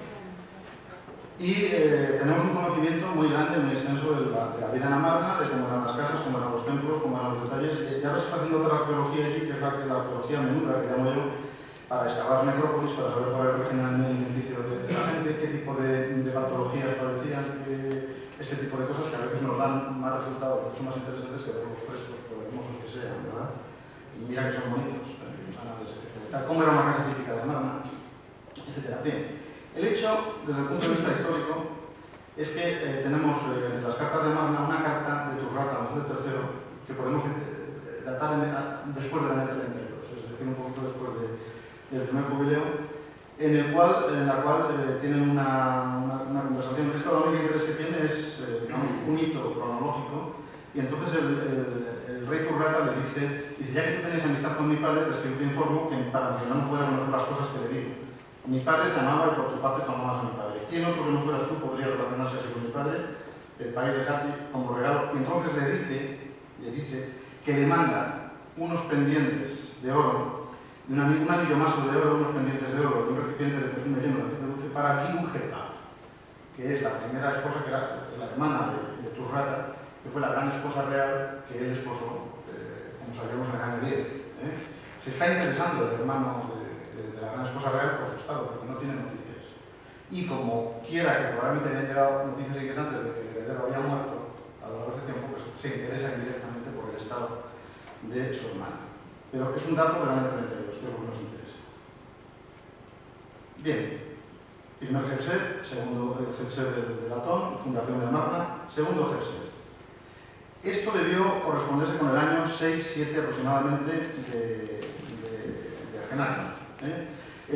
Para Ajenatón es un tiempo también de instalación, es un momento en el que quizás nació Ángel Paatón, un año después de la creación de las dos estelas fronteras, alza otra de la que se hicieron 11 ejemplares repartidos. Aquí se ve cómo las princesas todavía son niñitas pequeñas en este momento, cronológicamente hablando, y realmente es la instalación en Amarna, mientras yo entiendo que Amejotep III sigue estando como ente divino en Malcata, que puede ir y venir de Malcata a Amarna o donde quiera, pero la realeza la está ejerciendo como tal Ajenatón. De hecho, hay un documento muy interesante que ha sido fruto de las excavaciones que ha llevado Urix Urushian en Comer Ritam, publicada recientemente en Asai 85, en el que aparecen una serie de restos. Este bloque es importantísimo, porque es un bloque, desde luego, de naturaleza jubilar, perfectamente identificable, que tenemos ahí sentado, es Amejotep III con la corona roja, la barba, el atavío jubilar, y aquí hay un funcionario, y la inscripción lo que nos dice es el momento de purificar las piedras del rey. Era una de los partes de los ritos finales después de la celebración de las ceremonias jubilares, cuando había acabado el rey, le limpiaban los pies un funcionario. Por tanto, es un bloque jubilar, así lo califica Urushian con un criterio, bloque decorado con una escena de festividad de Amejotep III. No dice el año porque no tiene fecha, pero yo digo, a vista de que tenemos el cartucho de Nel Mayorá, y sé muy bien porque es Nel Tawi, es decir, no cabe esperar el Sarra, porque no está por ningún lado, y el tipo de relieve que tenemos aquí, está claro que no es de la mujer. Está en su templo jubilar, en su templo de funerario. Por tanto, tenemos un documento. El jubileo del año 34, lo curioso es que se conoce exclusivamente por una serie de improntas de jarra procedentes de Malcata, de Berjaí, 130, 150, nada más que ponen el año y no se hacen construcciones de ningún tipo. ¿Y por qué no se hacen construcciones de ningún tipo especiales, salvo cosas como esta dentro del templo? Porque es un momento de crisis. Porque estamos en el pleno momento álgido del enfrentamiento entre dos partidos irreconciliables. Es el momento en el que se han movido masas de trabajadores desde Karnak y Tebas a Amarna para trabajar, se han suspendido las obras, y yo tengo la evidencia en mi tumba, que ha pasado allí, y hay un momento en el que hay una paralización. De manera que coexisten dos mundos. Uno, en la inercia original de la tradicional de Amón, sin medios, casi clandestinamente, y otro floreciente, en auge creciente, recabando toda la fuerza de trabajo y todos los recursos de los templos para el Atón, que se están moviendo en Amarna y trata de moverse en otros sitios de Egipto, pero que no lo consigue. Es un país paralizado. Bien. Entonces, el año 34 es un jubileo, lo sabemos, digo, por los datos de Malcata, pero no tenemos más monumentos. Y el bloque este, yo lo supongo, pero tampoco puedo decir con certeza que lo sea. Pero sí que parece que desposase, porque hay estatuas de ambas, como grandes esposas reales, a Isis y Nefertiti. No puede haberlas desposado en el año 30, porque todavía eran niñas en la estimación de sus edades. Y en este momento sí que pueden haber sido núbiles para poder desposarlas. Entonces era desposado 4 hijas. Estamos en el año 34 por rey. Un poquito después, en el año 9 de Ajenatón, que coincidiría con el 36, ya le llamaremos Nel-Maerra, porque él no se llama más Amenhotep a sí mismo. Aparece esta estela que viene de la casa de Panegés en Amarna y que se encuentra en el Museo Británico y que muestra a Amejotep III. Esta la han visto ustedes en libros mil veces. Es una de las pruebas que dicen que es prueba y que dicen, no, esto que está divinizado y se ha muerto, no sé qué. No entra en esta discusión, no es el tema. Yo tengo mi idea, pero no es el tema. Pero yo lo aprovecho como un dato, como otros, que dicen que efectivamente se evidencia de que estaba en vida, en una situación ya, se ve de hombre mayor, hombre enfermo, probablemente en el año 36. ¿Y por qué sabemos que está enfermo? Pues porque hay una carta de Amarna que nos habla perfectamente bien, que es esta, la EA23, dirigida por Turrata de Mitania anunciando la llegada de la imagen de la diosa Ishtar a Egipto. Entonces, claro, es decir, era una estatua milagrosa. Y parece que el texto de la carta que quiero leer a ustedes está diciendo que, bueno, que se ha hecho milagros, que tal, que por favor, cuando haya hecho el efecto, que se la devuelva. Porque es muy tal. Lo más interesante es que en la parte inferior de la tableta, que lo veían antes ustedes en la foto, en hierático pone: el año 36, en el cuarto mes de invierno, día primero, estando el rey en la ciudad meridional de Terjai, Palacio Natal. Bien. Primero, prueba documental con fecha cierta. Segundo, si está en Malcata, ¿por qué aparece en la norma? No será, y esta es una hipótesis de Gibbs muy buena, que se hacía copia de la correspondencia para Malcata y para Amarna, porque es que había dos personajes de importancia que tenían sus propias aventuras. Esta es la copia de Amarna de una carta que fue enviada a Malcata, pero es una copia que nos da un dato muy concreto y que no está mintiendo, no hay que volverse loco. Es que nos está diciendo que Nema Erra estaba en Malcata. Vale. Venga. Bien, tenemos primer Jepser, Platón, fundación, segundo Jepser, tercer Jepser, año 37, fecha nuclear. Fecha nuclear. El único documento que tenemos, conocido aparte de una serie de datos de Jarras de Malcata, es la tumba de Jewett. Tumba de Jewett, en la que el documento en concreto es este que tenemos aquí. Esta inscripción es esta en grande. Mira que carga esto. Que es este, y este texto es donde se fija el año 37. Bien, en extenso. Una de las cosas que llama la atención de este asunto, y de esto publiqué yo una serie de artículos que yo creo que deberían haberse leído antes de dar opiniones sobre todo, porque son trascendentes, tan trascendentes que Mornay, que en paz descanse, fue personalmente a la tumba de Jewett para hacer un estudio epigráfico con la Epigraphy Survey, que me envió, lo hizo en honor mío, para discutir mi tesis. Eso está pendiente de publicarse en un libro que algún día saldrá. Yo decía, y dije en una ponencia en Cambridge, que estas dos columnas que hay aquí, donde están las fechas del año 37, son aproximadamente la mitad de espacio de las normales. Y por una serie de razones que yo decía allí, que no eran baladíes, ¿se ha ido la luz? ¿Se ha ido un poco. ¿Se ha ido? Yo decía que esto era un post-inscripto. Es decir, que toda la decoración original de Jewett, donde se ve al rey dos veces que se les exhibió con largueza en la conferencia del día 12 de abril, se corresponden, yo digo, con el año 30, el primer jubileo, y que este post-inscriptum no se corresponde con el jubileo. O sea, esto no es representación del año 37. Es un lugar utilizado por Jewett para inscribir la celebración del año 37, porque en ese momento ya estaban en crisis y enfrentados. Es una especie de inscripción clandestina, si queremos decirlo, provisional, o no profesional, un poco chapucera, un poco como se podía hacer dentro del espacio de diseño que estaba, porque la tumba estaba sin acabar. Ya digo que hay artículos interesantes que publico yo, que si quieren les puedo facilitar a la guerra que lo vean. Y esto es lo que aclara el porqué de este año 37, que no representa realmente, la declaración no está vinculada con el año 37, sino con un postscriptum, insisto. Tenemos la declaración original del 30 y luego tengo ahí un huequito que por una circunstancia política que no puedo hacer, otro completar la tumba, pero voy a poner aquí y voy a utilizar mitad de espacio. Bien. Estas son las tres fechas del año 37, en el que, por cierto, solamente habla año 37, tercer Jepser. No da mes, no da día, no da estación. Es una cosa urgente corriendo. Bien.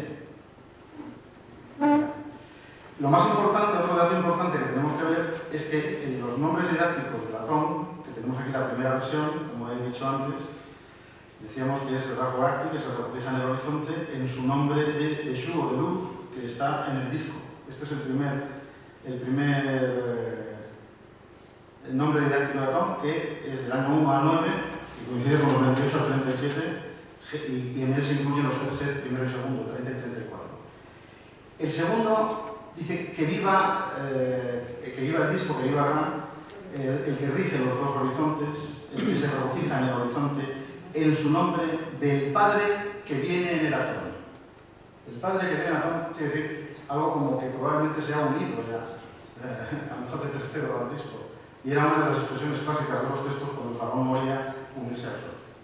Bien, por tanto, este cambio tiene que ver, aunque se produce en un momento determinado, y los autores dicen año 9 al 17, año 37, pues bien, la enfermedad o lo que fuera hace que se modifique, porque se modifique el texto en función probablemente de esta situación. Bien, esto hay que estudiarlo todavía. Esto que están viendo es como el Geitán desde arriba, y lo que sí que se ha hecho es un gran trabajo durante todo el reinado de todos los jubileos. Hasta esta fecha se está completando probablemente el gran templo funerario, que es una cosa espléndida. Esta fotografía y esta reproducción también es de Solusia, de los trabajos que están haciendo allí, con los colosos, y te habrán visto ustedes en Facebook y en mil sitios la reconstrucción de otro coloso nuevo, de una pareja, en el segundo pilón del templo. Es un trabajo realmente admirable. Este templo funerario es el más grande de todo el Imperio Nuevo, que tuvo el mayor número de estatuas que podamos imaginar. Bien, entonces estamos ya al borde del desenlace de la historia. Ibn Jefser, Jefser de Latón, fundación de Getaton, según Jefser, Pedro de Jefser, y muerte de Pedro de Jefser. Sabemos exacto que en el año 38-39, que coincidiría según esta tesis con el 11-12, es la fecha más alta que tenemos. Concretamente, bueno, él muere y se es enterrado en la West Valley 22, en el Valle de los Monos, y bueno, pues fallece, es el dato que tenemos de él y lo entierran ahí. Hay un documento en medio de todo esto, lo digo ahora simplemente para despejar dudas, si alguien me pregunta, que es la EA27, que tiene esta inscripción en el dorso hablando de un año 2 o un año 12, de cuando se refiere. Digo, aquí les servimos 3 flasazos. Yo neutralizo este documento, que ha sido prueba de corregencia larga porque sigue siendo muy discutido y no sabemos si es 12 o 2. Pero además podría ser copia de un documento y probablemente también podría no ser dirigido ni siquiera a Genato. Si es el año 2, podría haber sido Semenezcar o Tutankamón, que también reciben cartas en la mano. Por tanto, yo lo enseño para que aquel que piense que va a hablar conmigo de esto, no va a hablar conmigo de esto porque yo no lo valoro. De momento lo dejo fuera del tema. Aunque ha sido un documento que ha sido planteado como una justificación de la corregencia larga. Ha habido una literatura de esto para los hechos. El hecho es que en la tumba, esta la de Julia, efectivamente, en la Marna, se corresponde desde luego con el año 12, porque está datada esta fecha de Intel. Tenemos una escena de comida, que salió el otro día también, en la que se ve a Genato, a Nefertiti, a algunas de las princesas, a Nayocitas y a la reina Tini. La fecha más alta para nosotros del celo que tenemos es el año 38, día 5 de los que están sobre el año, de los que están menos. A partir de unas inscripciones que hay. Aunque todos admiten que pudo estar vivo unos días después de esto, y probablemente llegó a 39. Esa es la discusión. Bien, según la tesis de la corregencia larga, pues que se sigue, evidentemente, vamos dando la muerte y la recepción de cadáveres. Que todos la conocen perfectamente bien, está en la tumba de Mary, entre otros, en la tumba de Mary II, y es, de alguna manera, para mí, para los que tenemos la corregencia larga, el momento en el que, asumida en soledad ya, los destinos del gobierno de Egipto, el nuevo rey llama a todos sus... el rey llama a todos sus para participar a la muerte del latón viviente, hacer una nueva recepción y una nueva puesta en marcha del proceso político. Bien, y ahora, yo agradeciendo mucho la paciencia que han tenido, les voy a pedir, no sé si es posible, 3 cuartos de hora más. No creo. Pero voy a... ¿Media hora? No, voy a mirar, Sí. porque no depende de nosotros. Pues mira a ver si puede ser, porque si no se quedan sin saber de los movimientos.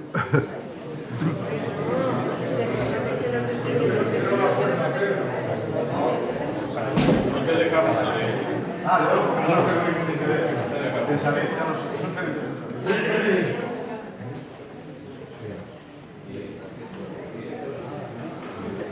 En principio no habrá problema. No creo. Una pregunta, por favor. Tanto, ¿qué ocurre con Amenhotep III mientras está Genato en la marca? ¿Qué hace? Pues está, es Dios que recibe como Dios. No tenemos datos históricos. Pero, ¿tiene algún poder? Hombre, sí, el de la divinidad. Está, yo creo, recluido en los poderes de Fiji y la familia real, que lo cultivan como el Dios viviente. Y el Pedro de Amón no se El Pedro de Amón se sale a lo- exponer contra Claro, él. claro que sí, claro. El Pedro de Amón está prohibido, está clandestinizado. Por los datos forenses de la momia parece Un momento, que tenía... perdóname un segundo que aclare el tema este, porque si no es que vamos a tener un tiempo Es que sigue, continúa. Bueno, sí, yo sí, Ya está. es la única... La única... Media hora. Media hora, correcto. Apagamos la luz, por favor. En media hora está hecho, sin duda. Bueno, el lugar de nuestra tumba es este que conocen todos ustedes, la tumba número 28. El proyecto comenzó en el año 2009. La tumba se encontraba en esta situación cuando fuimos a excavar, completamente llena de restos, absolutamente. Y lo primero que nos planteamos es, antes de empezar a excavar, quién había sido el visir Amenhotep. El visir Amenhotep fue un personaje del que se sabía bien poco cuando empezamos a excavar. Existe esta estatua, está en el Museo del Cairo, se ve que le han cortado los brazos y la cabeza.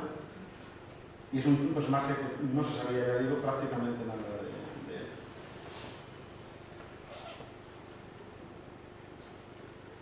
Después de las conclusiones y de los datos que hemos podido ir acabando, sabemos que fue visir de Amenhotep III desde antes del año 30 hasta el año 35. Esto está perfectamente documentado.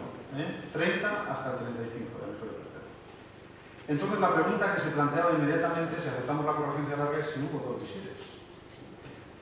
Amenhotep, Huy, al menos en el sur, y Ramose, porque tenemos la constancia de la tumba de Ramose, que era 55 de encima. La tesis nuestra, según las excavaciones, es que Amenhotep Huy fue visir de Amenhotep III durante el tiempo vital, y tenemos inscripciones hieráticas encontradas en Malcata, que nos lo acreditan participando en los jubileos, concretamente esta medida perfecta de ofrendas de comida para este Jefset, que es el primero, y también aceite de morina. También sabemos que hay una carta, la EA71 de Amarna, en la que se dirige a un visir llamado Huya, en el cual Ricada, que era un príncipe tributario de los egipcios, está mandando al visir una carta diciéndole por favor le mande ayuda porque los seguidores de Asim, el príncipe de Amurru, está atacando las posiciones egipcias y que le manden refuerzos. Por tanto, estaba documentado, pero muy brevemente, en lugares puntuales. En tanto que Ramose fue visir de Amenhotep IV. Y que ambos coexistieron en el tema, lo tenemos probado por una serie de datos. Pues, por ejemplo, el templo de Solé, donde está divinizado Amenhotep III con motivo del primer Jefset, tenemos a los dos visires representados delante de él en el templo. El primero, evidentemente, es el Chati Amenhotep. Esto lo he completado yo, pero está escrito, es para dar más visibilidad en la conferencia. En tanto que el segundo, está claro que fue Ramose. Aquí los tenemos a los dos, en presencia del rey, haciendo la inauguración. Esta imaginería expresa que había dos visires. No es que uno murió y otro estaba. Quiere decir lo que se ve. Los egipcios no andaban con sutilezas en este asunto.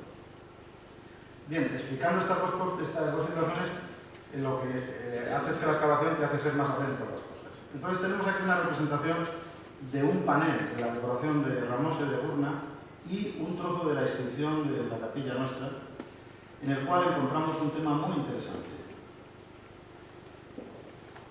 Encontramos este texto, que lo tienen ustedes aquí, se ve, que era exactamente igual a este otro. Quiere decir que la gente que trabajó en una tumba trabajó en otra.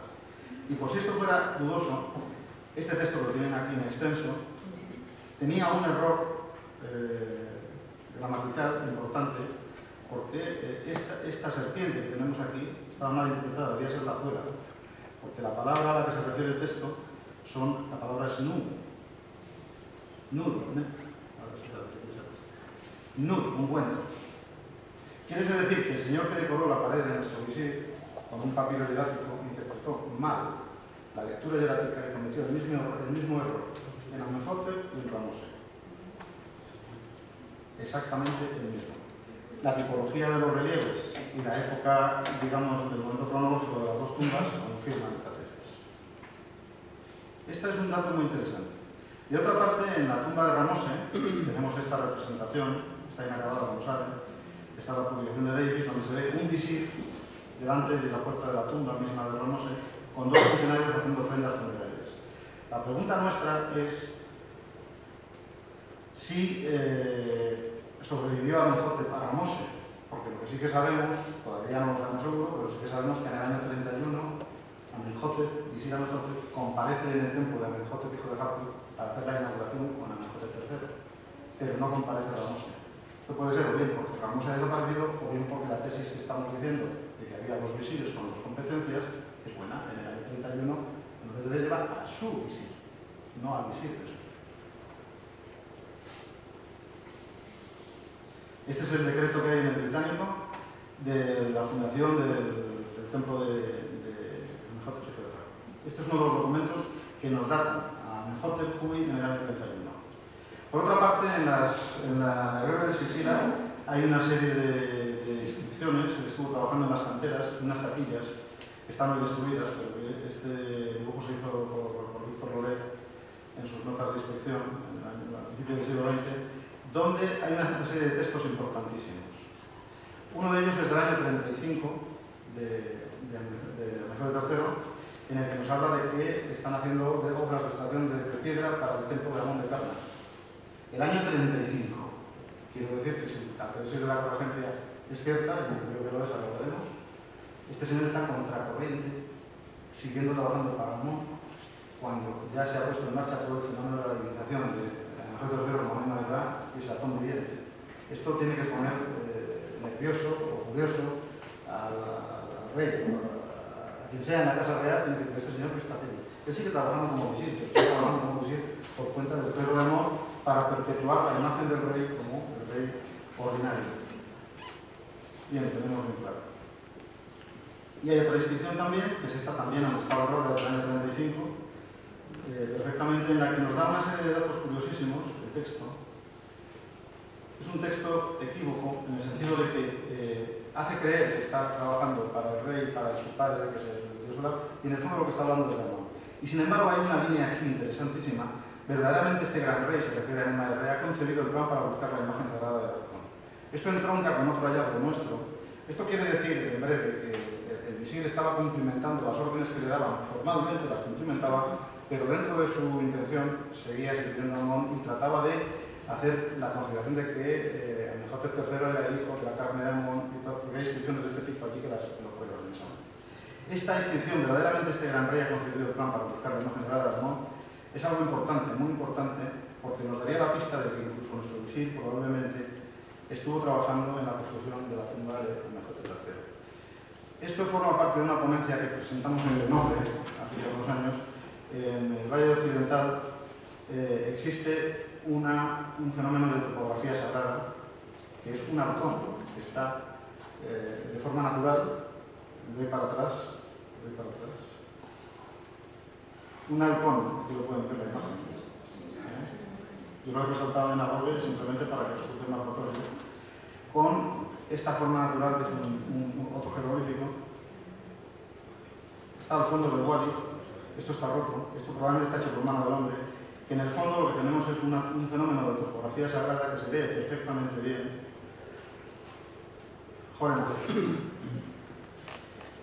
Entonces, esto fue objeto de una ponencia, un descubrimiento casual paseando por el valle, y hicimos la ponencia, lo vinculamos con esta capilla de Tutmosis IV, que tenía un halcón, y este texto que hablaba del momento en el que el rey, paseando por el wadi, encontró la estatua del halcón divino, la imagen sagrada del halcón. Bien, este es el punto de inflexión en virtud del cual, según nuestra tesis, se produce el cambio del lugar de enterramiento de los reyes del imperio de la dinastía Dimortata, del Valle de los Reyes a otro valle, sin explicación. Y sin duda es porque tenían este símbolo solar que para ellos era más proclive a su idea. El visir probablemente, como visir que es, tiene que seguir las obligaciones que le competen, es construir la tumba del Estado. Sigue las instrucciones y él, en esa inscripción que les he mostrado antes, habla de que ha identificado también la figura divina del halcón, que es esa. Y como consecuencia se produce la construcción en el Valle Occidental de la tumba, que con esta orientación que les doy aquí, esto lo comprobamos con brújula y con estación total en su momento, nos da, según mira el halcón, va directamente, evidentemente, al principio del wadi, a la tumba, y concretamente acaba convirtiendo en la cámara del sarcófago, la mirada del halcón. Esta es la tumba de Amenhotep III, que sabemos que fue empezada para Tutmosis IV, pero que la acabó Pues probablemente nuestro visir también tuvo que ver con la construcción de esta tumba. Bien, esta es la otra estatua que está en el vitis, también con la cabeza cortada y las manos cortadas, con un texto que nos dice que es un hombre del norte, que ha venido del norte, y que probablemente será el origen suyo. O sea que antes de ser visir del sur, él estuvo de alguna manera vinculado al norte. Y la otra estatua está en el... Bueno, la otra esta que teníamos era la de Cairo, esta es la de Vitis, y habla del noble que cuida los dominios de los templos, o sea, que controlaba todo el tema de los templos, el principal de Nejem, que hace alto en su marcha a la piedra sagrada, el alcalde, y Visir el Mezote, que vive ahí. En suma, tenemos la certidumbre, esto es muy importante, que hay una fecha cierta, en Mezote Juí, desde el año 30 hasta el año 35 de Mezote III. Estos son datos cerrados, acreditados documentalmente, ¿vale? Que si es cierta la convergencia, coincidiría con el 3 de Mezote al 8 de generación. Hasta el año pasado los trabajos han consistido, esta es nuestra tumba, con la capilla y el patio, en excavación y estudio de la capilla y consolidación de esta parte. La tumba está claramente inacabada, esto lo hemos visto ya en la prensa y en algún otro lugar. Encontramos el rostro del visir por primera vez en el 2009-2010, porque hasta ese momento no se conocía la iconografía del visir. Y vemos claramente cómo sus imágenes han sido perseguidas, le han cortado las manos. La labor de epigrafía que tenemos aquí es tremenda, porque tenemos más de 7.000 fragmentos que tenemos que colacionar, dibujar y recomponer. Bien, otro detalle que es muy importante es que tenemos la prueba arqueológica de la interrupción súbita de todas las obras en la tumba. Quiere decir que esto es como ese mosquito en una gota de ámbar que se quedó en un momento del terciario. Es decir, nosotros tenemos, esto está suspendido en el tiempo. ¿Por qué? Pues mirando un poquito las cosas se acaban de ver. Esto que tenemos aquí es un detalle de la cabeza de esta representación que están haciendo la decoración y están empezando el esculpido, como se ve. Resalto la imagen. Si ven ustedes, hay unos milímetros en la nuca y el inicio de la cabeza que no continúan en el resto del cuerpo. Eso quiere decir que el escultor está esculpiendo en un momento determinado que se acabó y el tío deja el tema. Hay más restos en toda la capilla que indican cosas de estas. Pero aquí tengo la evidencia del minuto que me muestra que las obras son interrumpidas en un momento concreto y no reiniciadas.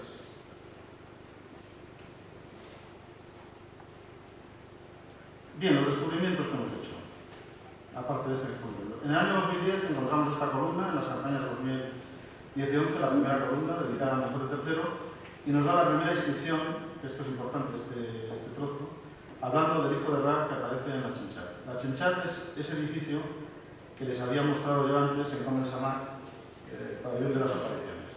Aquí lo tenemos entero. Jai Chenchat. Esto lo dejamos ahí porque era una fecha que a mí me lo vinculaba con el año 30 sin ningún tipo de discusión, pero no decía más, era que se estaba hablando del judeo del año 30 del faraón. La idea fundamental era que esta fecha, esta ceremonia de aparición en la Chenchat, con este tipo de relieves, que son idénticos a los de Weber, tiene una fecha señalada en la tumba de Weber, que es el día 27 del segundo mes de la estación de Shamu del año 30. Ahora lo demostraré. Bien, la campaña del año 2013, avanzamos muchísimo, voy un poquito de prisa por razón del tiempo, estamos reconstruyendo columnas ya adentro, esto es anecdótico, pero no solamente hay que excavar, hay que restaurar, claro. Y el 3 de noviembre exactamente empezaron a aparecer algunos fragmentos de columnas, de otras columnas, estábamos ya a 0,20 centímetros del suelo, y el día 4 de noviembre, veis la plaqueta aquí para que se vea la prueba, porque esto lleva un rigurosísimo control para poner los registros, los diarios de excavación, esto es un documento público, es inalterable. Empezó a aparecer un fragmento que nos llamó mucho la atención, que eran parte de cartuchos. Otro más importante, este fue el más importante de momento. Este que tenemos aquí, el cartucho de otro rey, del que podemos ver claramente Nefer Jeper Ra, y que completado en un sentido concreto es Nefer Jeper Ra Uan Ra, que es el nombre de coronación de Amenhotep IV. Aparecieron más fragmentos, obviamente, que se fueron relacionando. Este es mi cuaderno de campo, para hacer las composiciones del lugar, y al final contamos con 4 columnas, 2 en nombre de Amenhotep III, 2 en nombre de Amenhotep IV. La de Amenhotep III, lo que llamamos Amenhotep III 1, este es Amenhotep IV 1, Amenhotep III 2,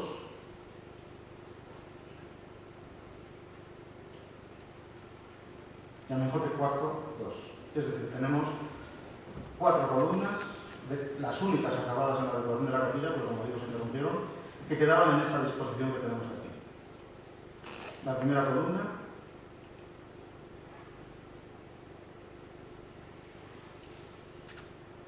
este es el dibujo de los restos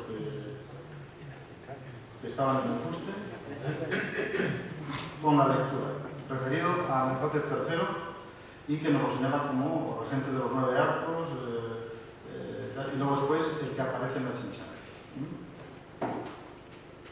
La segunda columna, con los dibujos, y referido también a Amenhotep III, que nos habla de otra serie de epítetos, amado de Osiris, que reside en Abidos, señor de las dos tierras, el que une las dos tierras, etc. Amado de Hathor, que está en la montaña. Amenhotep IV, en la que nos habla ni más ni menos de que, bueno, es en el que se unen las dos coronas, y que es regente de Ipetsu, de Karnak, o amado de Amón, regente de Ipetsu. Esto es algo que no creo que le gustase mucho a Amenhotep IV como epíteto para sí mismo. Pero esta es más graciosa. La segunda de Amenhotep IV, en la que nos lo declara ni más ni menos que hijo de Amón. Entonces, claro, hay que enfocar el tema del golpe ideológico en la mentalidad de la política de la Casa Real con este tipo de manifestaciones de un misil que sigue trabajando en un periodo en el que ya se ha declarado oficialmente que hay separación del clero de Amón y que no quiere saber nada de él, y este señor insistiendo en su construcción. Por estas cosas, probablemente llega un momento en el que le dicen, se acabó, se para esta obra. Se para esta obra y se destruye en el mismo momento o muy inmediatamente posterior. Por eso lo hemos encontrado, porque los ramesidas no llegaron. Porque esto estaba cubierto con 10 o 12 o 15 centímetros de restos, que es nada. Lo suficiente para que los ramesidas no tuvieran nada que destruir cuando pasaron por ahí. Porque si no, esto no estaría. Lo habrían liquidado. Nuestra suerte y nuestra fortuna ha sido que lo destruyeron en el momento. De hecho, los relieves están blancos como la nieve, como recién hechos.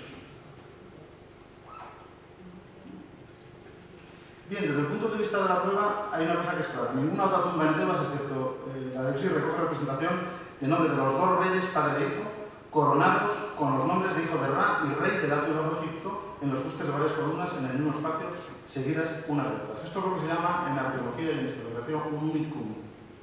Es un conjunto monumental, que además tenemos la certidumbre de que se ha paralizado por momento. Hay otra cosa que es muy curiosa. Después del primer jefe de Amenhotep III, él no vuelve a utilizar su nombre, su Teóforo de Amón. Él se llama a sí mismo siempre Nemaera, salvo los monumentos que hacen los ortodoxos de Amón o que están preparados de antes, en los que le siguen dando la titulatura de Amenhotep III. Esto es importante tenerlo en cuenta porque estilísticamente también se puede discriminar perfectamente. Y la prueba de que esto es cierto es que, por ejemplo, en la tumba de Jeruel, que se ha hablado mucho de ello, tenemos efectivamente a Amenhotep IV en la entrada, Neferjerura haciendo unas libaciones a lo que queda de esta inscripción, que es de Maerra, Amenhotep, que los contrarios a la corregencia dicen que está muerto, probablemente, que está divinizado. Lo que está dando es el faraón junto al número de Dios. De hecho, por ejemplo, en Ramose también es uno de los sitios donde se decía, que eso es la única tumba donde están los nombres de los reyes. No es cierto, tenemos Jeruel y tenemos Ramose. Bueno, pues en Ramose es cierto que están los nombres de los dos reyes, pero de la siguiente manera. En esta representación tenemos Imenhotep Necherjekawase, Amenhotep IV, con su otro cartucho. Y aquí tengo que poner los urkunde, porque no conseguí la foto, donde se ve el nombre de Amenhotep III ciertamente, pero no en la es decir, después del año 30. No está como Imenhotep Gekawase, rey coronado. ¿Insisto en la idea o queda clara? Rey, Dios, no rey, rey. ¿De acuerdo? El único caso, rey, rey, nuestra tumba. Hasta ahora.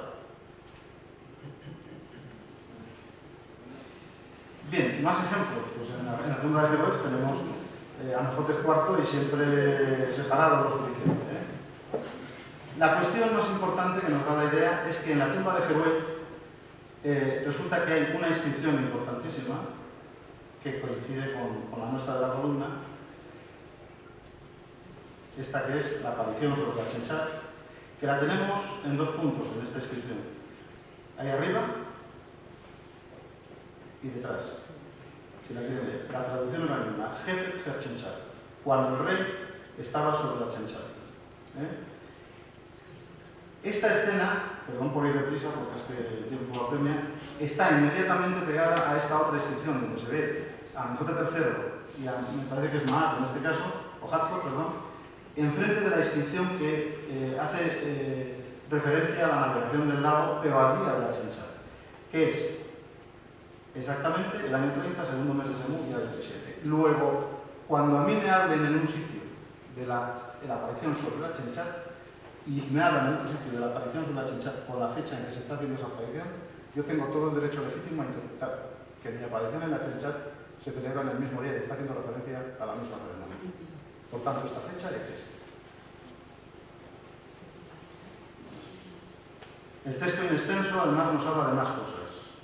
El texto este que tenemos del año 30 habla de cómo los nobles han estado delante del rey, han tirado de la barca y cuando han acabado esto, dice, ellos permanecen junto a los estrados del trono. Esta frase, Ahasen Erredu Set, es parte de la frase que determina la celebración de esta ceremonia, que la encontramos también en el mismo sitio. Se ha concedido a ellas, se ha concedido que ellas permanezcan junto a los estrados del trono cuando la aparición del rey sobre la Chenchar en presencia del rey. Es decir, esta es la prueba de que el texto largo se refiere a la aparición del rey en la Chenchar. Tenemos tres nudos en la cadena, tres enganches, que es la aparición de la Chenchar, la fecha de la Chenchar y la columna en la que dice en nuestra tumba que es la aparición de la Chenchar. De este modo, tenemos toda la legitimidad para establecer una fecha absoluta en el reinado de Amenhotep III a Mestroyarco.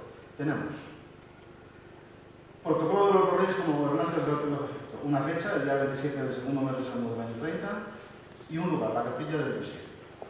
Quiere decir esto, y sobre todo con un momento claro en el que se ha interrumpido la excavación. Quiere decir con esto que estas pruebas, antes de ser dadas a la publicidad, porque yo notifico esto al ministro el día 20 de noviembre y se tardan en dar al público a través de una comunicación personal del ministro de Antigüedades de Egipto 3 meses. Durante estos 3 meses esta noticia, como es lógico, porque por mucho que uno diga, no va a involucrar a los servicios de Antigüedades ni ellos se van a dejar involucrar en una cosa que puede ser estimativa. Esta noticia ha sido filtrada por los expertos del Servicio de Antigüedades y por expertos egiptólogos fuera del Servicio de Antigüedades, que yo sé quiénes son, lo diré claro, contrarios a la urgencia. Cuando estos informes han ido a la mesa del ministro de nuevo y le han dicho al ministro se puede publicar, es cuando el ministro ha publicado la noticia en la que indudablemente refiere el hecho de que esta es la prueba de la convergencia larga entre Amenhotep III y Amenhotep IV. Si no, no lo hubiera hecho. Y yo, evidentemente, en mi equipo hubiéramos quedado en el más grande de los vehículos. Bien, de esto se puede discrepar, que duda cabe, porque se discrepará. Y además ese es el salvavidas de lo científico y de lo académico. Pero, de aquí en adelante, yo creo que cualquier académico que quiera trabajar rigurosamente en este asunto tendrá que replantearse el tema y habrá que volver a estudiar el periodo que une a todos estos personajes, porque lo que estamos es retrayendo 10 años, la prueba que yo tengo es de 9 o 10 años, del año 30 al 39 de Amenhotep III. Si lo que decimos es cierto, hay que retraer estos 9 años y hay que poner a jugar y interpretar papeles conjuntos en el tiempo, personajes que antes los hacíamos jugar separados, cuyas tesis de funcionamiento y de existencia eran inviables por una cuestión cronológica. Ahora tenemos la cronología ajustada. Tenemos un foco de luz, un punto que nos permite enfocar todos los demás documentos que conocemos del periodo.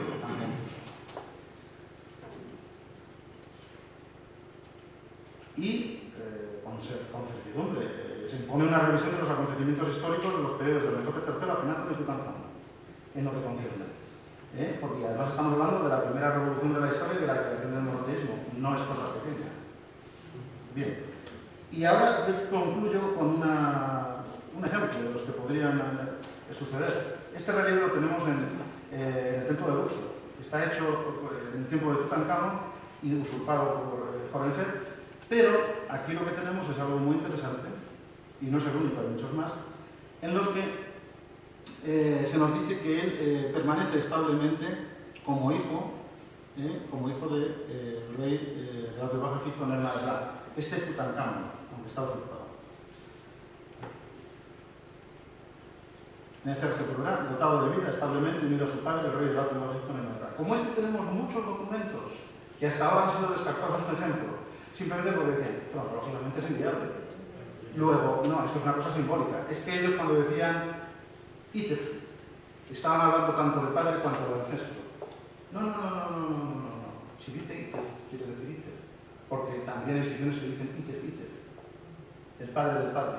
Cuando quieren expresarse la orden. Tenemos muchos documentos de estos que han sido descartados por principio. Ahora será mucho más difícil para los investigadores descartar o despreciar este tipo de documentos que tenemos abundancia de ellos. Y podemos empezar a pensar que a lo mejor si Tutankamón se reclamaba hijo de Menhotep III, es porque lo era. Por ejemplo. Y de esto hay mucho más. Yo creo que con esto hemos cubierto. Todo esto que les enseño aquí es una réplica en 3D de la documentación del hallazgo que estamos preparando para las publicaciones. Es tal y como irían los detalles. Esto va como quiere.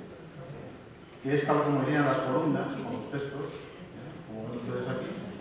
Y con esto yo acabo mi exposición, aunque haya sido un poquito alargada, pero yo creo que ha merecido la pena y espero que sobre todo les haya dejado claro, aunque sea muy rápida la exposición, cuál es el planteamiento de nuestro descubrimiento, que yo creo que efectivamente nos pone a la egiptología española en una primera línea de investigación. Muchas gracias.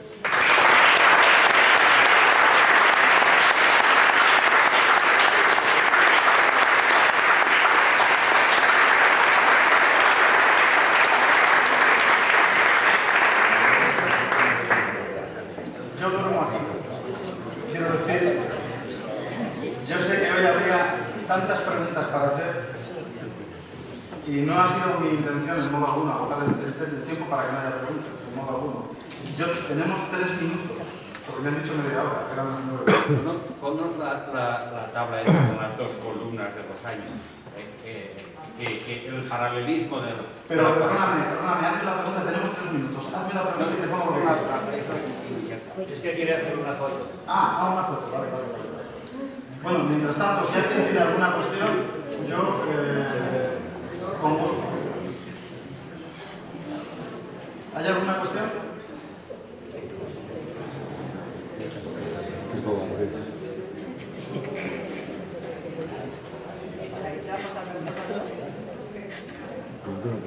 ¿Así te vale? Yo también. Sí. Sí. A ver, perdón, Si no he entendido mal, parece da a entender que Tutankamón probablemente podría ser hijo de Menhotep III. Parece que está identificada claramente la momia de Menhotep III, identificada. Pero hay 2 momias de las que se han hecho pruebas de ADN, como es la momia de la KV35 y la momia de la KV55, que aseguran que una es el padre y otro es el madre de Tutankamón. ¿Cómo explica usted esto? vamos a ver, primero, lo que yo estoy diciendo no es tanto que Tutankamón sea hijo de Menhotep III como que pueda ser considerado a la vista de las inscripciones, que es algo que ha sido descartado. Estoy hablando de información arqueológica documental. Punto segundo, es decir, que hay que investigarlo. Yo creo que fue hijo de Menhotep III, pero eso no es el tema. Segundo, el tema de las momias, usted me habla sin duda del artículo que fue publicado por la revista Médica Americana de los 70. El protocolo de actuación de los paleopatólogos, los médicos que hicieron el tema, fue intachable. Las premisas de de puesta en marcha de ese estudio erróneas, porque se partía de la identificación de la momia de Ajenatón. Y la momia de Ajenatón no se conoce, salvo por documental. Por tanto, los resultados de ese informe para mí son inválidos. Protocolo exacto, bien hecho. Como sí sabían lo de la momia de la joven mujer, lo del ADN mitocondrial es indiscutible. Esa momia es la madre de Tutankamón. Por eso yo digo, y dije siempre, lo tengo publicado en este libro en el año 98, que probablemente Satamón era la madre de Tutankamón. Creo que esa momia es la Satamón, y por tanto la madre es indiscutible. El padre, el resultado de ese informe, le digo, para mí no es aceptable por la razón que le digo, porque se parte de unas premisas alteradas y falsas. Si vamos a referenciar los estudios de las momias con una de ellas de la que no tenemos certidumbre, estamos haciendo una torta con el pan. Y en cuanto a la calificación de la momia de Amenhotep III, usted sabe también, supongo, que esa momia fue remendada y preparada en la dinastía 21 aproximadamente por los sacerdotes de Amón.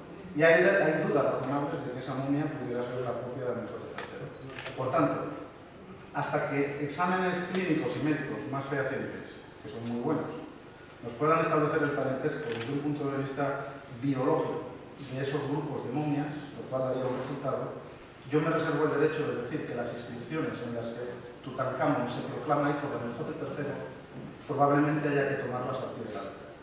Eso es lo que he dicho. ¿Me explico? Sí. Lo de Ajenatón, el actual Amarna, siempre se nos presenta como un desierto y como si Amenhotep IV hubiera hecho una elección, no sé, de una manera caprichosa y tal, cuando al parecer no es así. No fue así. Fue un tema muy delicado. Además hay un fenómeno de topografía sagrada perfecto, que es el wadi que va a la tumba, que es un ángel. Lo hemos visto en la foto anterior. Y además es por donde sale eso. El sitio fue perfectísimamente elegido con toda la idea de ser un lugar sacro. Pero es que históricamente ese lugar no era virgen, ni muchísimo menos. ¿Que no era virgen? Ni muchísimo menos. Bueno, lo que dice la estela de la fundación es que no había nada ahí. ¿Para qué crees? Había que haber estado con él para saber de las excavaciones no parece que se haya descubierto la existencia de restos anteriores a la ocupación por la final. En el sitio ese exacto sí, pero al otro lado del río... No, hombre, al otro lado del río había cultivos, pero el área de la ciudad está el río contra las montañas. Es que tradicionalmente parece ser que desde el Imperio Antiguo se estableció allí, justamente allí, la frontera entre el Reino del Norte y el Reino del Sur, y allí era donde los barcos pagaban sus peajes. Entonces lo que me estás diciendo es que Ajenatón era un mentirosillo. ¿Qué? Que Ajenatón era un mentirosillo, porque puso en la estela que nunca lo había utilizado nadie. Yo ni quito ni pongo rey. Si lo dijo, yo la verdad, ¿entiendes? Bueno, yo no quiero abusar más de la paciencia, presidente.